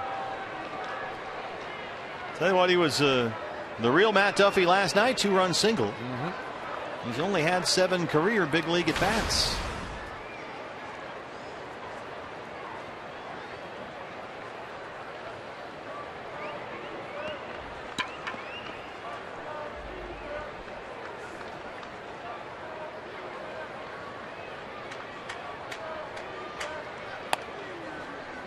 A Boston guy. You know where Milton is? Milton, Mass. I grew up right near Milton. Yeah. He was born in Needham, Massachusetts. There you go. Matt Duffy. Played collegiately at Tennessee, a 20th round pick by the Astros 4 years ago.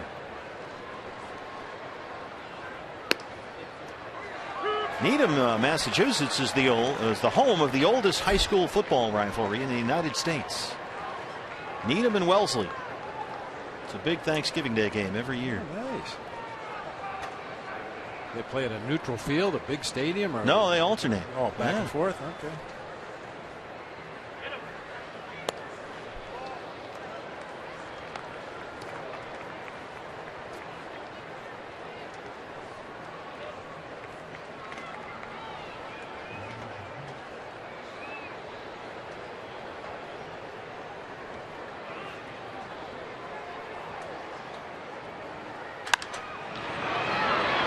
drifting foul.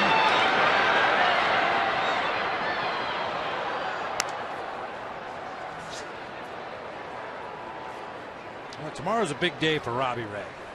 A lot of pressure. D-backs pitchers have not recorded an extra base hit offensively this year. All singles. And not many of those.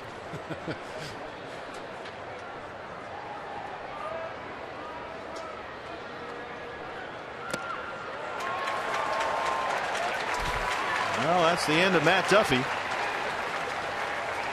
One of them anyway. How about the night we've seen some tremendous defense, Bob, from Socrates Brito. Got the starting right. Strong, accurate throws both to the plate and third base. A nice diving catch, a running catch rather, toward the foul line right there. He gets great jumps on the ball. He's just a very confident player, confident in his own abilities.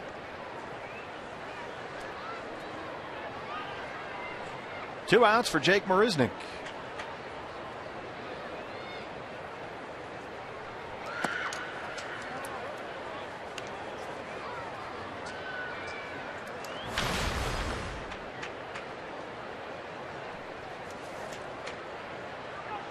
D-backs in the home half of the ninth will have Jake Lamb, Peter O'Brien, and Chris Owings due up 6, 7, 8. By the way, the other Matt Duffy was 0 for 3 tonight for the Giants. See, he's the fraud.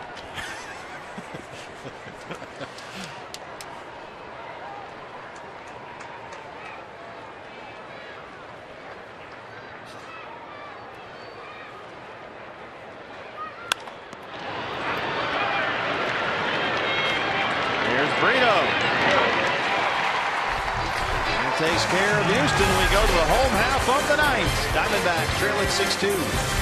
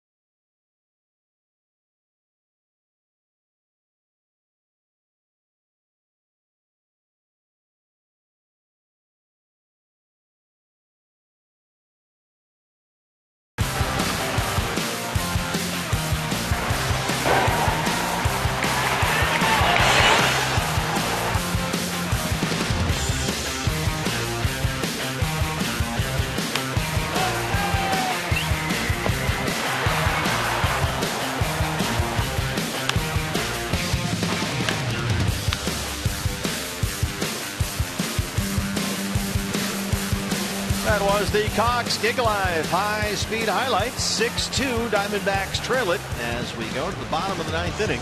New pitcher for the Astros, the right-hander Luke Gregerson, former San Diego Padre.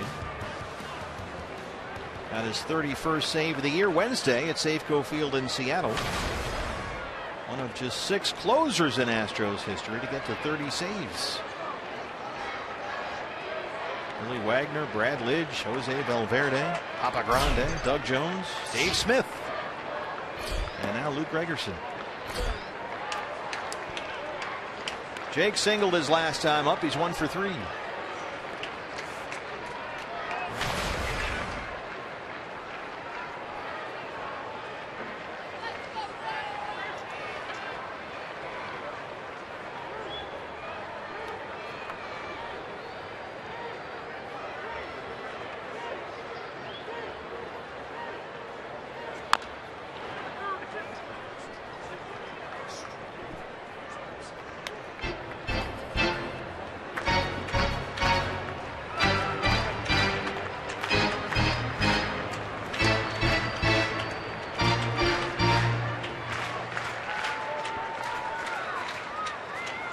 Pitching rubber is 19 inches wide, and Luke Gregerson uses every bit of it and then some. The far extreme first base corner of that rubber, barely in contact with the toe of his right foot.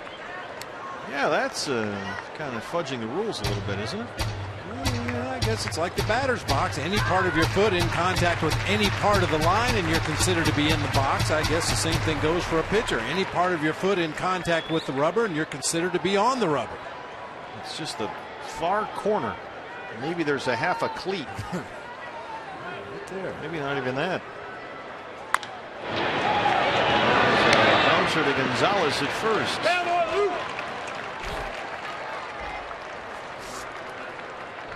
Left fielder, Peter O'Brien. Another look now at Peter O'Brien. Got his first major league start tonight in left field. And so far 0 for 3. After his first career home run last night.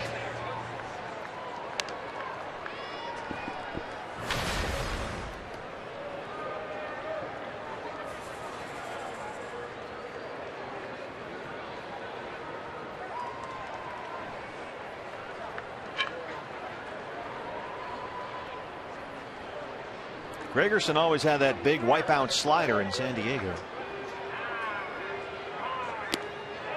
Something like that.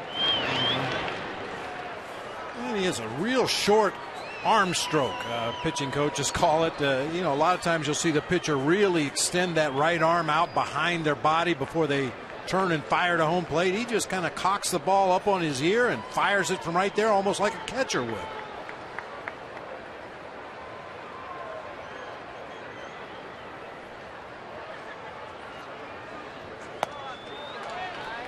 Oh, 2.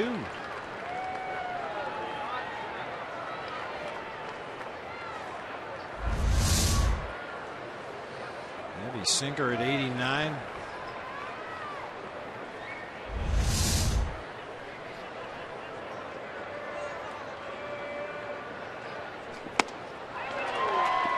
O'Brien strikes out for the 3rd time tonight. 2 down.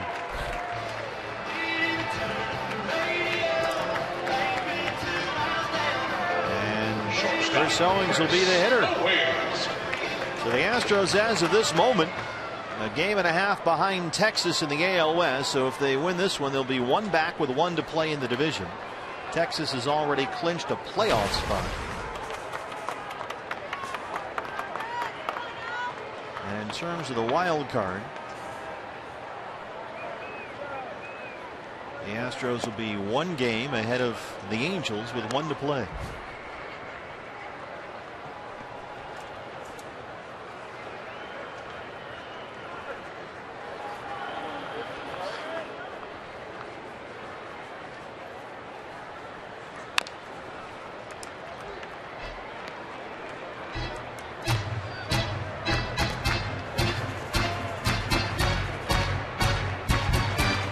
TBAs on the scheduled starters for tomorrow to be announced.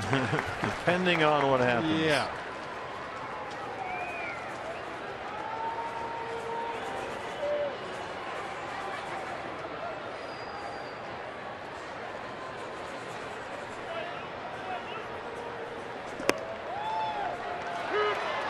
And right now for the Angels, it says Nick Tropiano, I believe is how you pronounce it.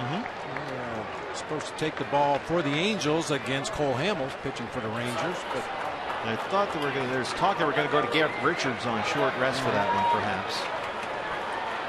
When you get down to game 162, it's Charlie Holstaff. All hands on deck. Well, Gregerson's got it, and the Astros have the win they had to have. And they will head into the final day of the season holding that second American League wild card and only one game behind the Rangers for the AL West. And these are your updated standings as the Astros improved to 86 and 75, one behind the Rangers in the division and one ahead of the Angels for the wild card. The Diamondbacks in the meantime dropped to 78 and 83, and they have dropped the first two games of this series, heading into game 162 tomorrow. Big challenge for Robbie Ray tomorrow to try to hold down this Astros offense. They have proven in the first two games of this series they hit it, and they hit it hard, and they hit it off. Well, we'll wrap it up tomorrow. Let's take a look back at this one now. Diamondback Live postgame show is on the air. Joe Borowski standing by with Jody Jackson. Jody. Thanks a lot, Steve. That's right. Post-game show coming your way in just a bit. Kate Longworth will have a reaction from the Diamondbacks clubhouse. As always, we will hear from manager Chip Hale. But, Joe, you know, the Diamondbacks wanted to make this tough on the Astros, and I think that's the disappointing thing right now is they haven't really done it in the last two games. Well, they ran into another dominant starting pitcher, and McHugh, you can understand why he's now has 19 wins. He went out there and he dominated the Diamondback hitters. You can understand why the Astros are on the verge of a playoff berth. If they win tomorrow, they are in as either the division winner or the wild card team, but they have a 20-game winner in Keuchel, a 19-game winner in McHugh, and a pretty solid offense that once again got going here against the Arizona Diamondbacks. The final tonight, 6-2, but our coverage does not end. Diamondbacks Live, presented by CenturyLink, comes your way in moments on this Saturday night. Stay with us. We're back in a bit.